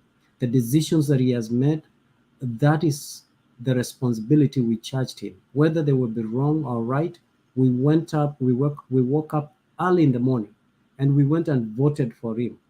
Now we should allow him that privilege to lead us. And all we need to do, Makiadi, go down in your knees, pray for the Dr. William Samoei Ruto to deliver us from this bondage to a better economic recovery path, so that we can be our GDP can be in a better place, and we can go back to the times of Mwai Kibaki. Thank you very much. Yes, Duke. We cannot avoid the expenses. But what is important is what you call cost-benefit analysis. So what are the returns of spending money? For instance, if you look at... Can you come closer to your device? Yes, I'm saying you cannot avoid expenses. And some expenses are unavoidable. There are expenses which you can avoid, but there are some expenses you can't avoid at all. You must incur those expenses. But even in those expenses which you can avoid, you have to have a cost-benefit analysis. For instance, in you incurring this expense, what is the end returns? So when the returns exceed the expenses, then it's good for you to spend that. So from there, I start from the trip to UK and then the US. Remember, that was a one trip, but which entailed several events. Attending the funeral of the Queen, we have cross ties with UK, and UK is giving us a lot of grants and aid. The latest being that which I explained here. So it's good to keep those cross ties, number one. Number two, going to the United Nations Assembly, that's you are trying to create a sense of belonging, that you are part of the international community. And we have seen that when one part of the world is affected, it affects us all. We are aware of the COVID-19, it started in China and the entire world was affected. Now the Ukraine crisis, every country has an impact in one way or the other. So it's good to be part of the global community. Number three is going to have several agreements, or for instance, that's a forum where you will meet presidents from across the world. You can arrange for bilateral talks with various presidents at one time. For instance, you are there in 5 days, but you are exposed to several presidents. So you can make a lot of bilateral trade agreements. And also is going to have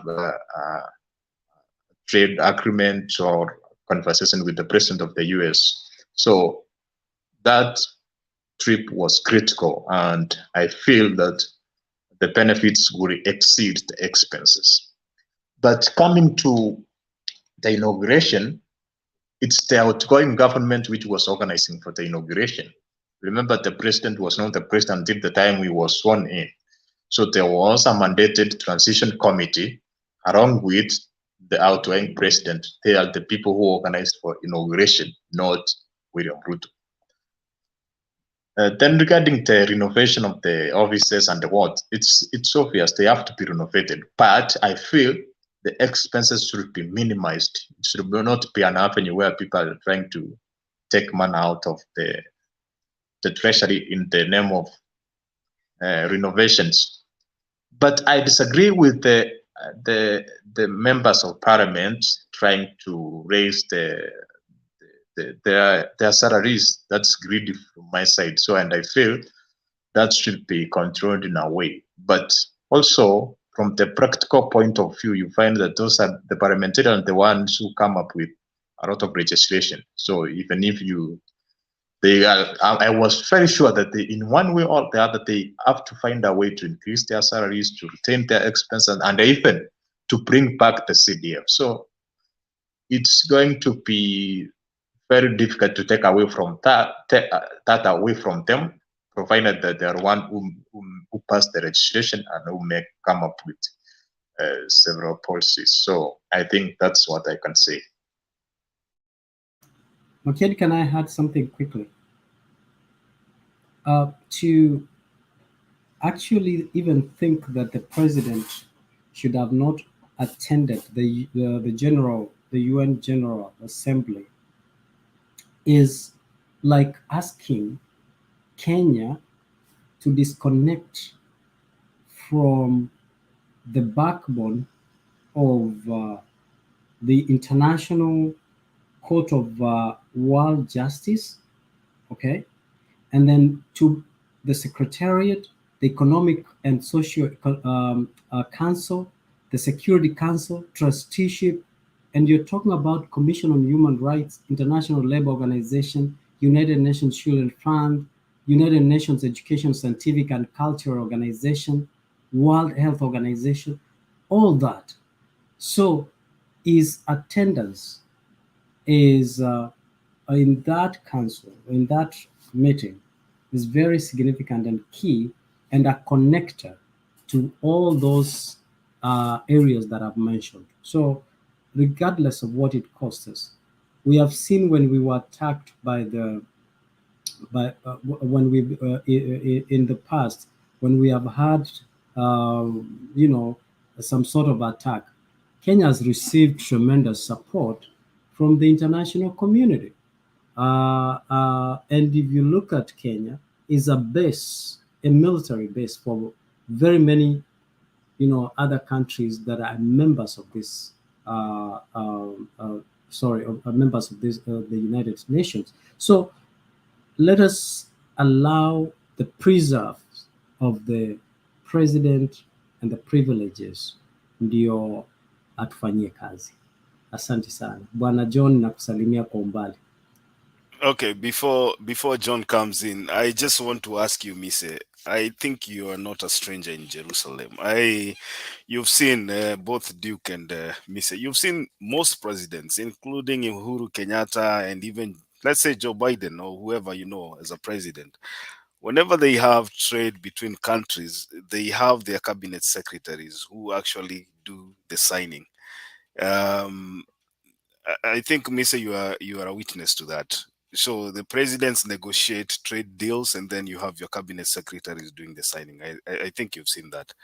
So my issue is, you are saying, Duke, you are saying that might be the president would have made trade deals on the side. So who is going to be the custodian?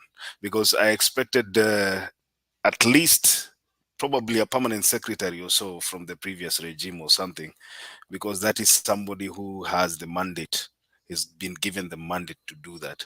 But when I looked at the joyriders that the president was carrying along, the people who are walking behind him taking pictures, that is what pains me as a taxpayer. People went to take selfies, including the famous Devin D. He stood before in front of Akibanda and took some selfies and sent to social media. We are discussing issue to do with the economics.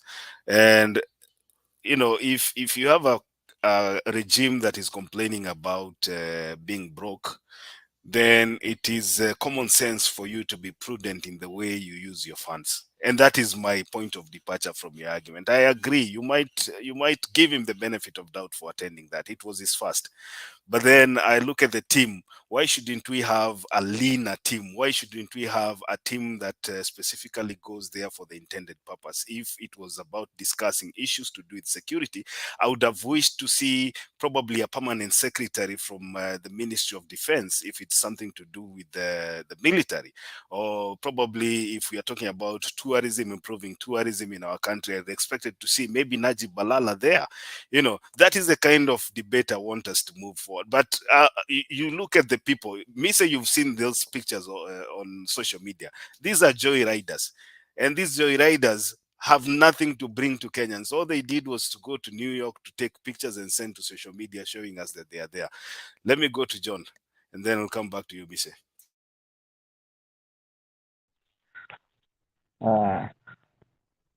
Good morning everybody. I hope mnanisikia. Thank you for the Endelea tu course, tunakusikia. Thank you for the debate that we are having. Nataka nianze na hiyo ziara ya rais kuenda katika I've seen a lot of criticism ya yeye kuenda katika matanga, kuhudhuria matanga ya Queen Elizabeth, and then going to UN Assembly, the address and the team he went with. I want to join my other colleagues what they have said, that Kenya is not exceptional when on matters happening with other countries. We know a good example of countries that were invited, the leaders that were invited to attend the occasion, to ensure that Kenya is well coordinated with other countries, and the only person who is mandated by the constitution to represent Kenya in other parts is the head of the state.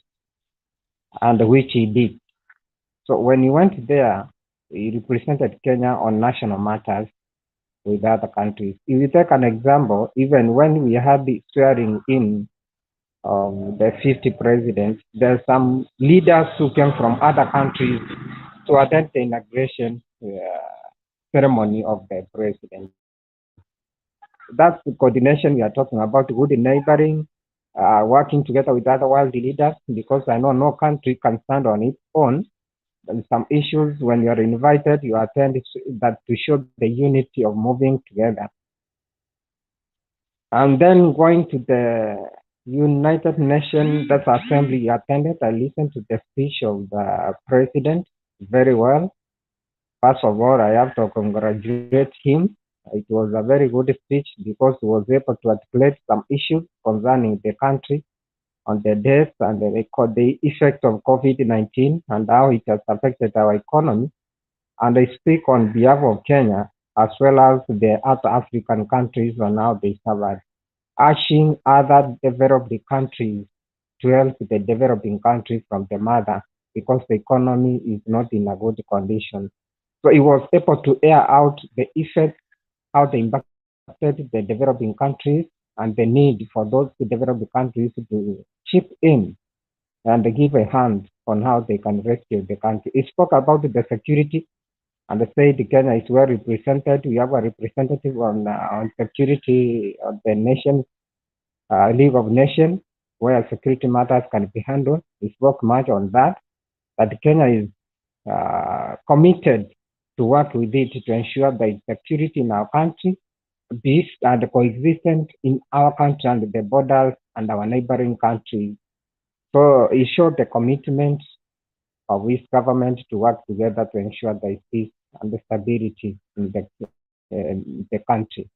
It spoke about even democracy, on how the other countries can able to grow democracy in our country and in African nations and the entire world. That the democracy that gives every person about the freedom they should be enjoying and the good leadership and the governance. So if I was to rank the president on what he said, I can say he had 85% on my own understanding through what he said. And I think that the first speech after inauguration, attending the United Nations, he was very fluent and eloquent to give all those issues. I cannot outline all of them, but I congratulate him the way he was able to articulate. Another point I can say about the people are saying that he went with a team which cannot help, of course. But I know the president is much aware of the team he went with. First of all, we know he has not made his cabinet. So the cabinet which is there is the outgoing cabinet, he wouldn't have gone with them. We cannot know if among the people he went with can be part of the cabinet he's going to have. So he had many reasons why he traveled with them, that most of us may not understand why he chose to travel with those people, the one he went with. And then he wants to interact and then bring a good experience to our country when he comes back. We expect that there is a positive impact they will bring to our country after that meeting they went. So I cannot rule out why he went with those people. He had reasons why he chose them to go with them. We wait the outcome when they come here, what they will discuss after the meeting they have done. And we see now they are going to use that to improve in our country. And there is another thing I want to say about I know the president is 1 week old and some days, and already I see people are criticizing the president on maybe he has not done this or this. I think we should give him time, setting the best, and also give the cabinet and we see what is going to deliver. About the limitations of cabinet secretaries, we all know that the cabinet secretaries, it's a matter of time they're going to get out of the office, but he has allowed them to continue working. On what he has done is limiting them on the expenses on what they're going to spend in their offices. We know these people are going to get out of there because his own cabinet is yet to be appointed. So in that, I don't see a crime because the cabinet secretaries are the executive and are the part of the executive, and the executive is the head of the executive is the president himself. So he has some reasons on how he can remedy some issues when you see they can affect the country or they can affect the ministries on how they are having. Remember, when you look at this, even the president, when you are heading to election, there are some, each power were limited in a way. He was not able even to appoint some serious appointment to make them. So the powers were not full to him. He had to be limited in a way. The same applies to the cabinet secretaries who are currently in the office. There are some issues they cannot handle. Therefore, when he's saying about the money they spend, he knows what he's saying about that. Because when the cabinet will be full, then they'll be accountable now to spend much on the ministries they're heading. So I know they have no full mandate to do some issues. There are a few which are urgent and required they can do while they're still in office, are waiting for the new cabinet to be appointed. So that's my submission. And I believe we'll have a good leadership that will take our country, move a step, and take concern of the issues affecting the common mwananchi that we have in, so that everybody can feel that these issues are well handled in this new government we are having. I'll stop there, Rich. That's my submission. I stop at that point. Thank you so much, John. I want to disagree with you on the issue of, and I still insist, the team that the president carried to the US is a team of joy riders, and I'll stick to that, because if you ask me, if these are the people that you're supposed to select to be in your cabinet, then you should have put them through the process, because this is going outside to sell your policy. So you don't go with the people that have no mandate. I mean, take for example, these guys, the likes of David Ndii and Ababu Namwamba, Kipchumba Murkomen and all that. If you tell me that these people are going to be selected, what comes first? Is it the selection of cabinet secretary so that they can represent the country outside, or there's an echo? I don't know. Hold on, there's an echo. There's an echo somewhere. I don't know. Miss Niako Mani. I'm on mute. Oh, okay. David Ndii, when you look at David Ndii, I know he's one of the people who are driving on bottom-up agenda to look at how they perform that.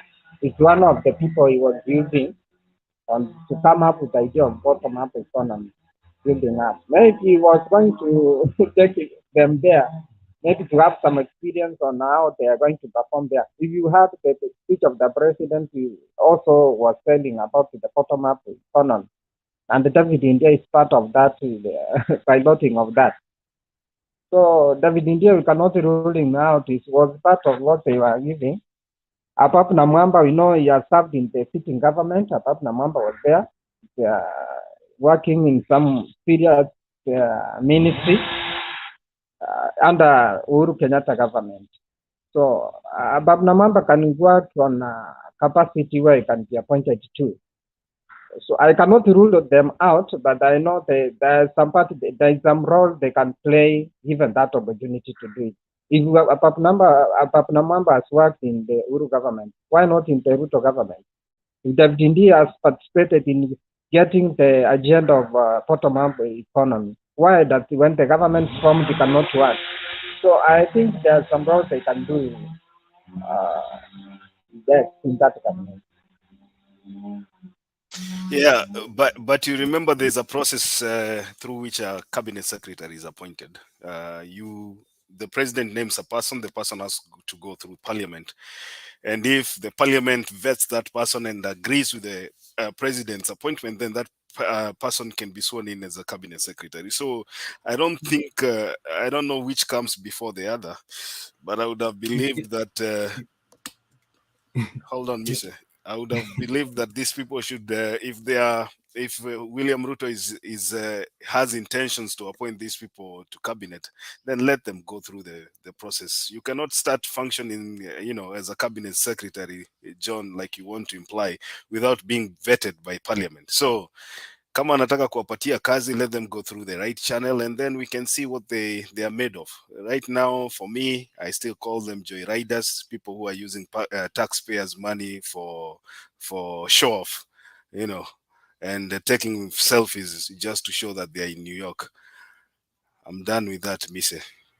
I think, Makiadi, you're a very interesting person. You have to remember that the New York you have referenced many times, these people have been there. Murkman, Abab Namwamba. You need to go to Abab Namwamba's page and see how many times he's been there. So it's not a show off, he's been there. All these people have been there. Even MCAs have been even in New York. So it is not a show off. Maybe the first timers in the government, or those who have not served in other capacities in the government, maybe those would be excited to do so. However, you also forget that it is within the president's choice and preference who will attend or who will accompany him. You forget this was foot soldiers. They worked for him. Rewarding them is not bad. It's actually allowed in policy. It's called symbiotic relationship. They scratched his back, now he's scratching theirs. But that being said, the president continues to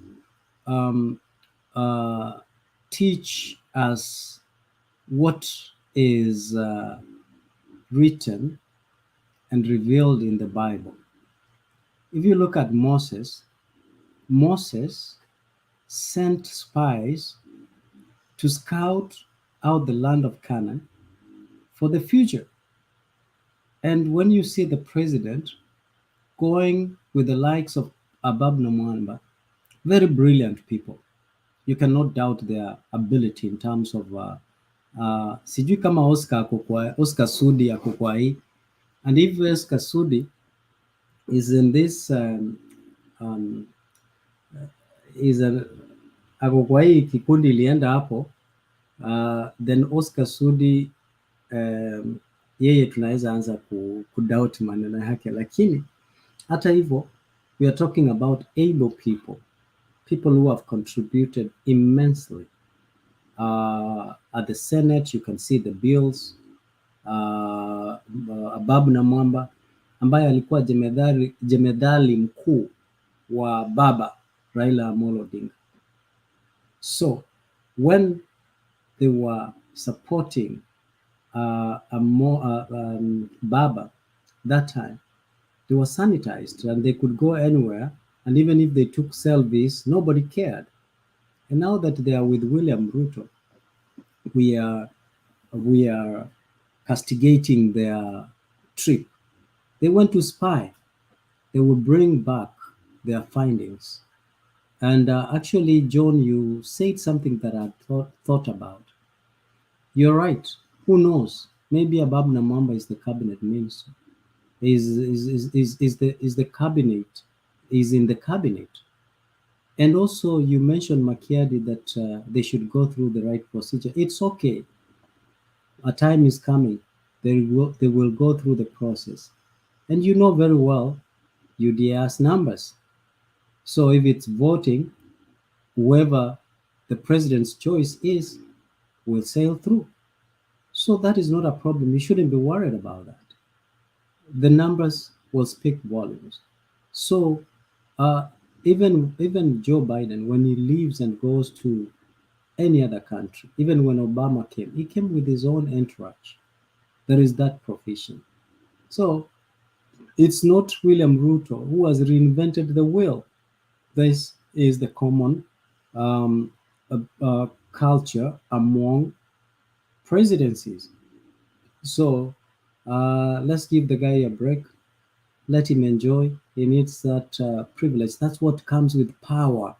That's why you have to traverse the whole country and ask people, please, people, give me the chance to go to the international community to showcase my ability, like he did today. And people listened to him and they gave him the opportunity. So they are not showcasing, they are not slave queens in suits, but they are there on a mission. The mission, unless we are told, they are presumed innocent until proven otherwise. Thank you. Okay, let's now get ready to wind down.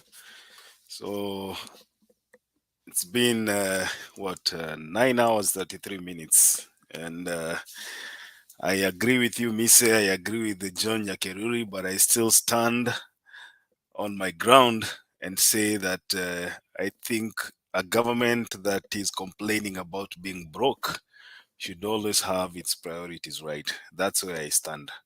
And for this government, I think their priorities are upside down. So I'll give you, John, just 2 minutes, and then Mise 2 minutes, and then we can close the show. Just your closing remarks.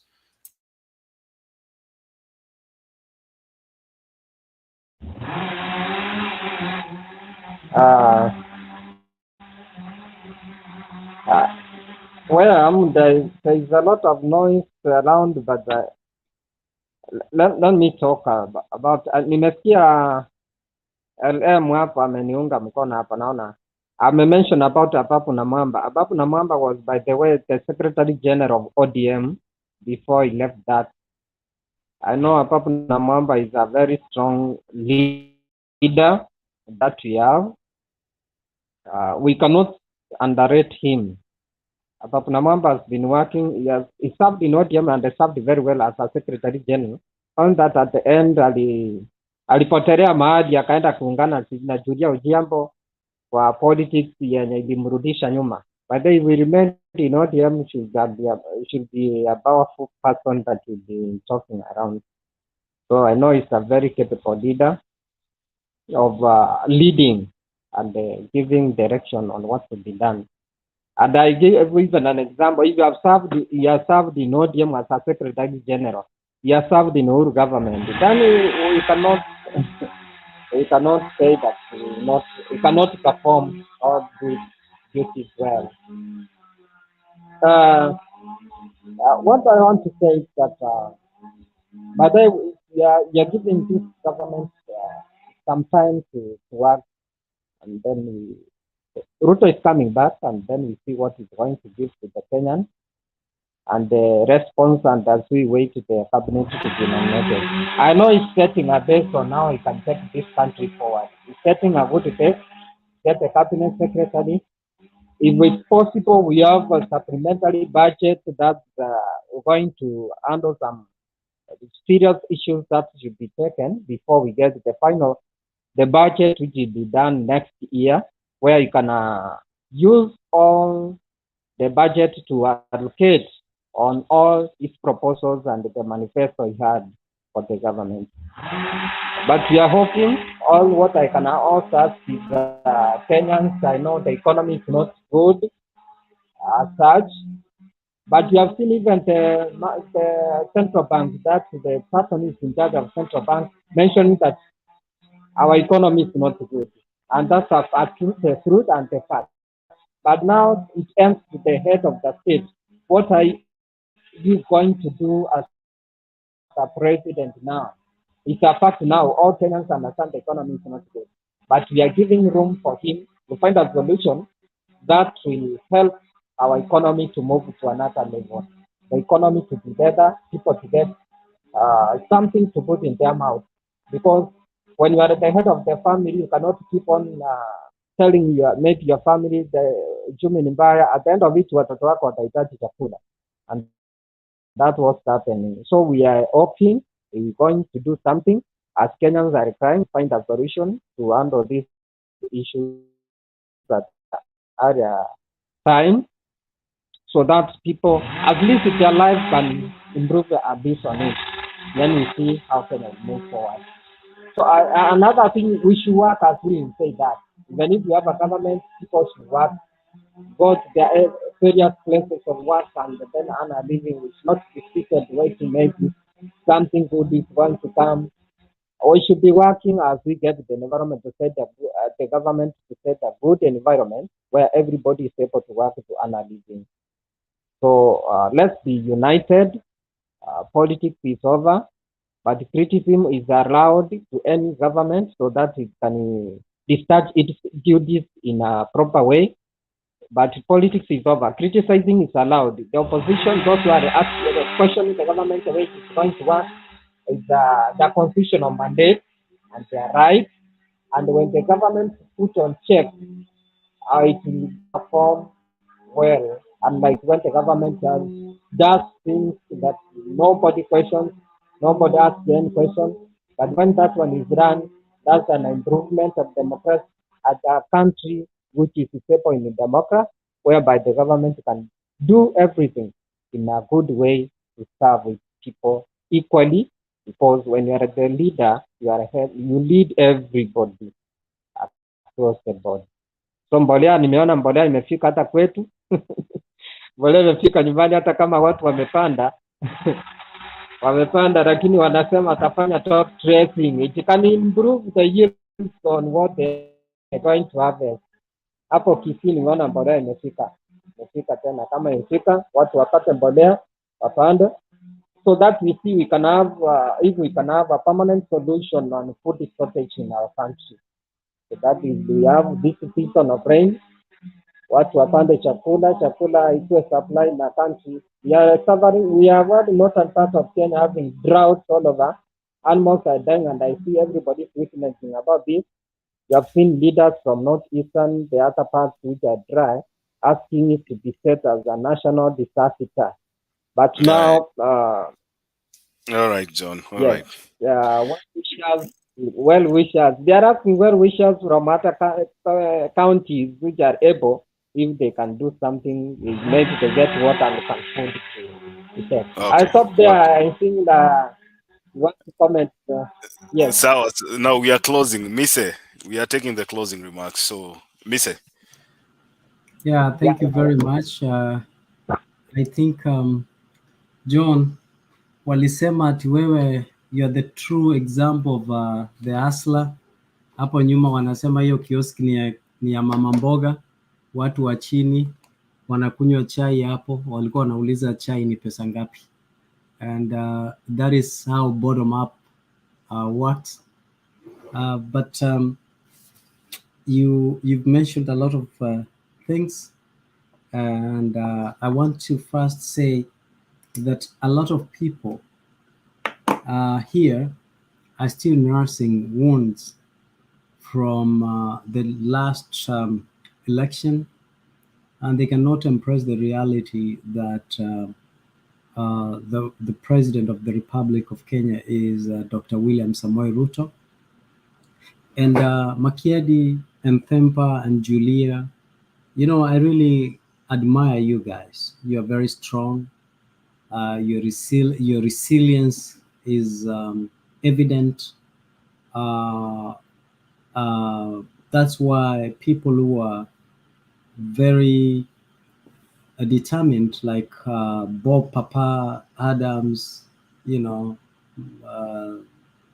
the likes of Kipriel, the likes of Mama Selina, who are prophets, who prophesied against the Dr. Samoei William Ruto cannot stand, and that's why we hardly see them now on the show. But John, you mentioned something here that is very important. You talked about criticism is very healthy for any government of the day to function. And I agree with you. I only would go further and say that criticism should be constructive criticism. This negativity and toxicity in our society hinders development. It is constructive criticism will take us to another level.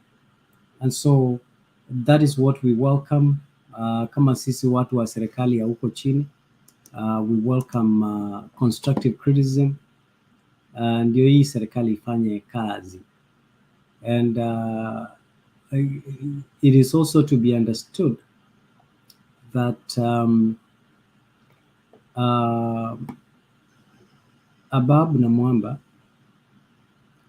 was in the Ministry of Sports and Youth Affairs during the Kibaki government.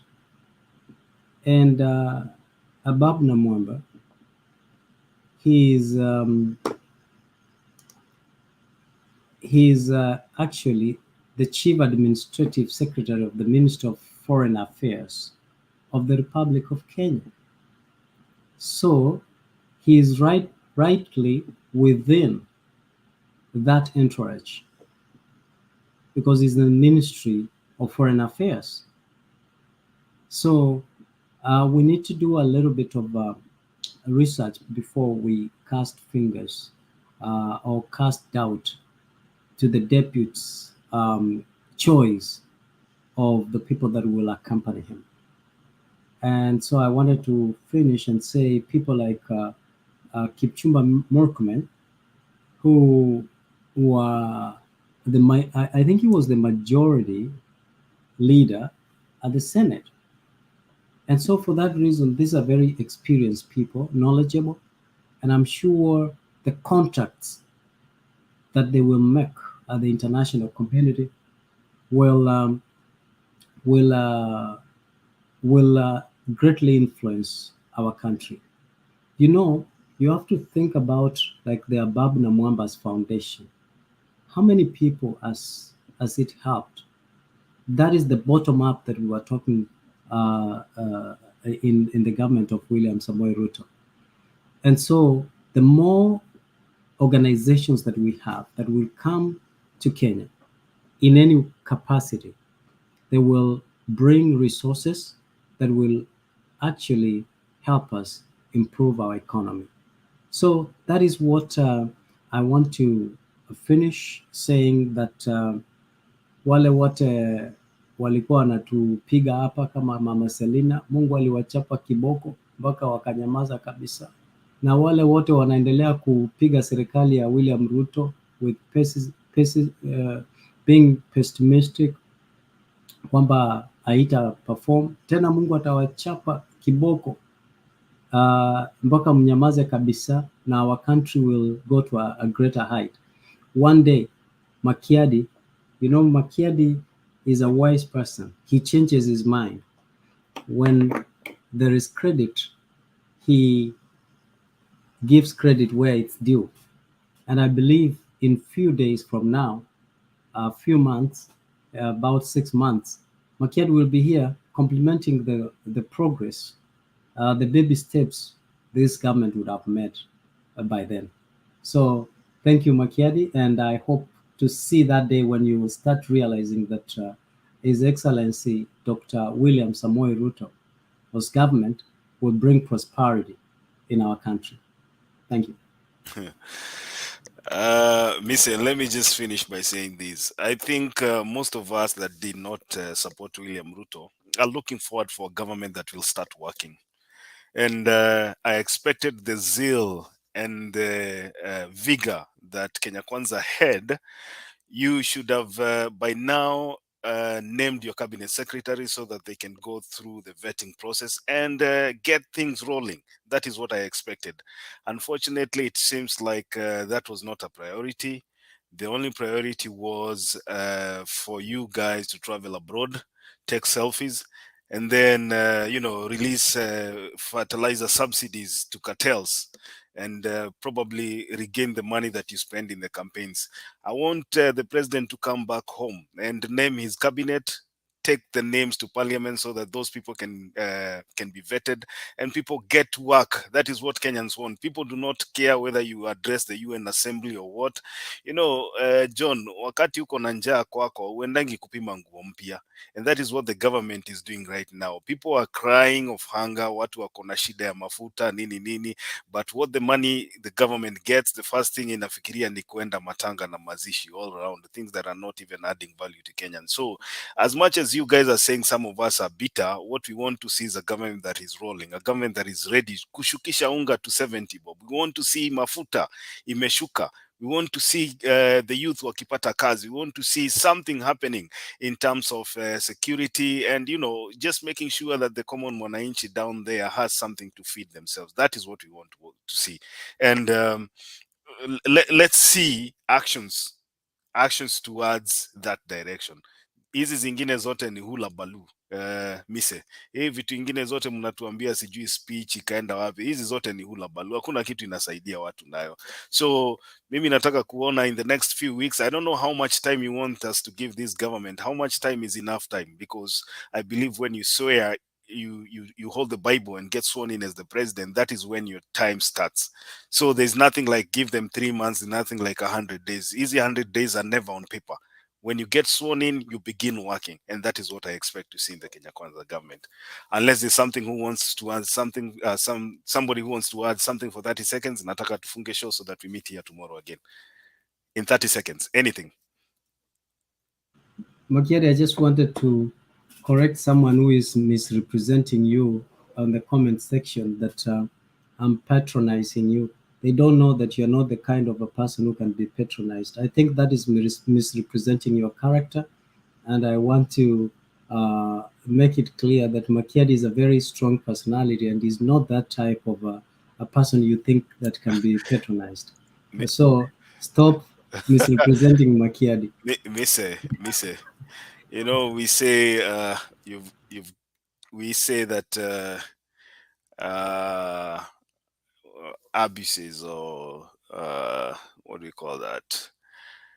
I'm looking for a good word so that nisitukanwe vile ulitukanwa jana. But I've never been broken by words. I speak my mind, whether you like it or not. If you don't like what I say, it's still okay.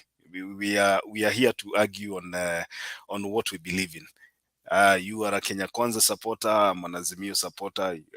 You won according to the Supreme Court and IEBC, Chebukati, and we lost, and so we move on. So our job is to check the government, and we will do it faithfully. So don't get worried about what people say. When you come here in the panel, sometimes I keep a blind eye on the comments. You see, like somebody who is saying argument of a fool. These ones are these are the bitter ones who don't want to listen to the other side. So I want us to leave it there. I think we've done enough of talking today. Some things we've said that are not, not consistent with what the other side believe, and it's okay. That's why we have different political formations. If we had the same belief, then we would be in one party, like zile enzi za KANU. But the best thing about democracy is you have your right to say what you believe in, and the other person has the right to say what they believe in. And that's why we have a country that believes in democracy. And you can see in countries whereby democracy has failed, dictatorship reigns in. I hope Kenya is not heading to that direction. Now, I want us to close the show. Mise, I would want you to just say wimbo ya taifa kwa lugha ya Kiswahili, alafu tufunge, tukutane hapa kesho saa 7:30.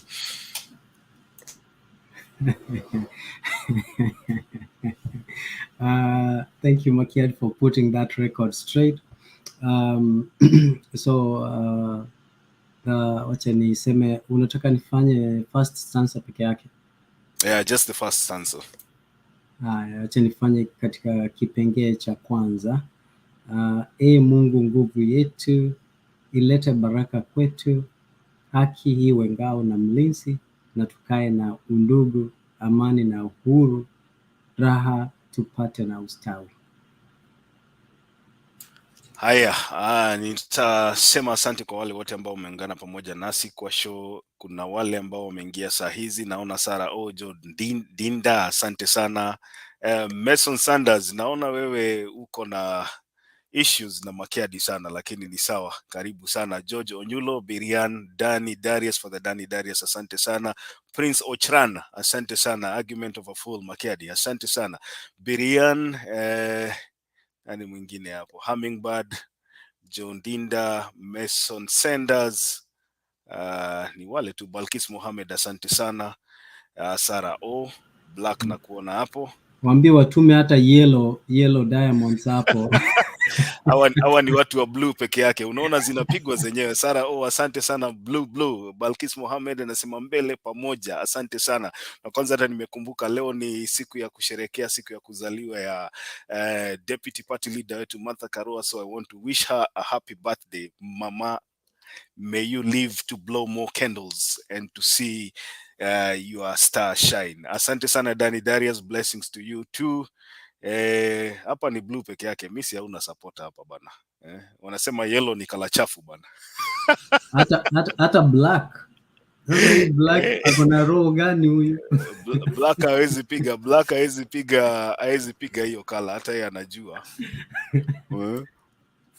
Biriana anasema asante sana. Anasema asante blue.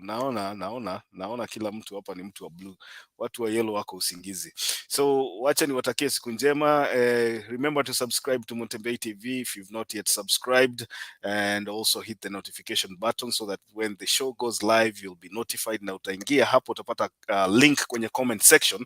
Una click kwenye hiyo link na unajipata kwa studio. You make sure that your gadget has been configured.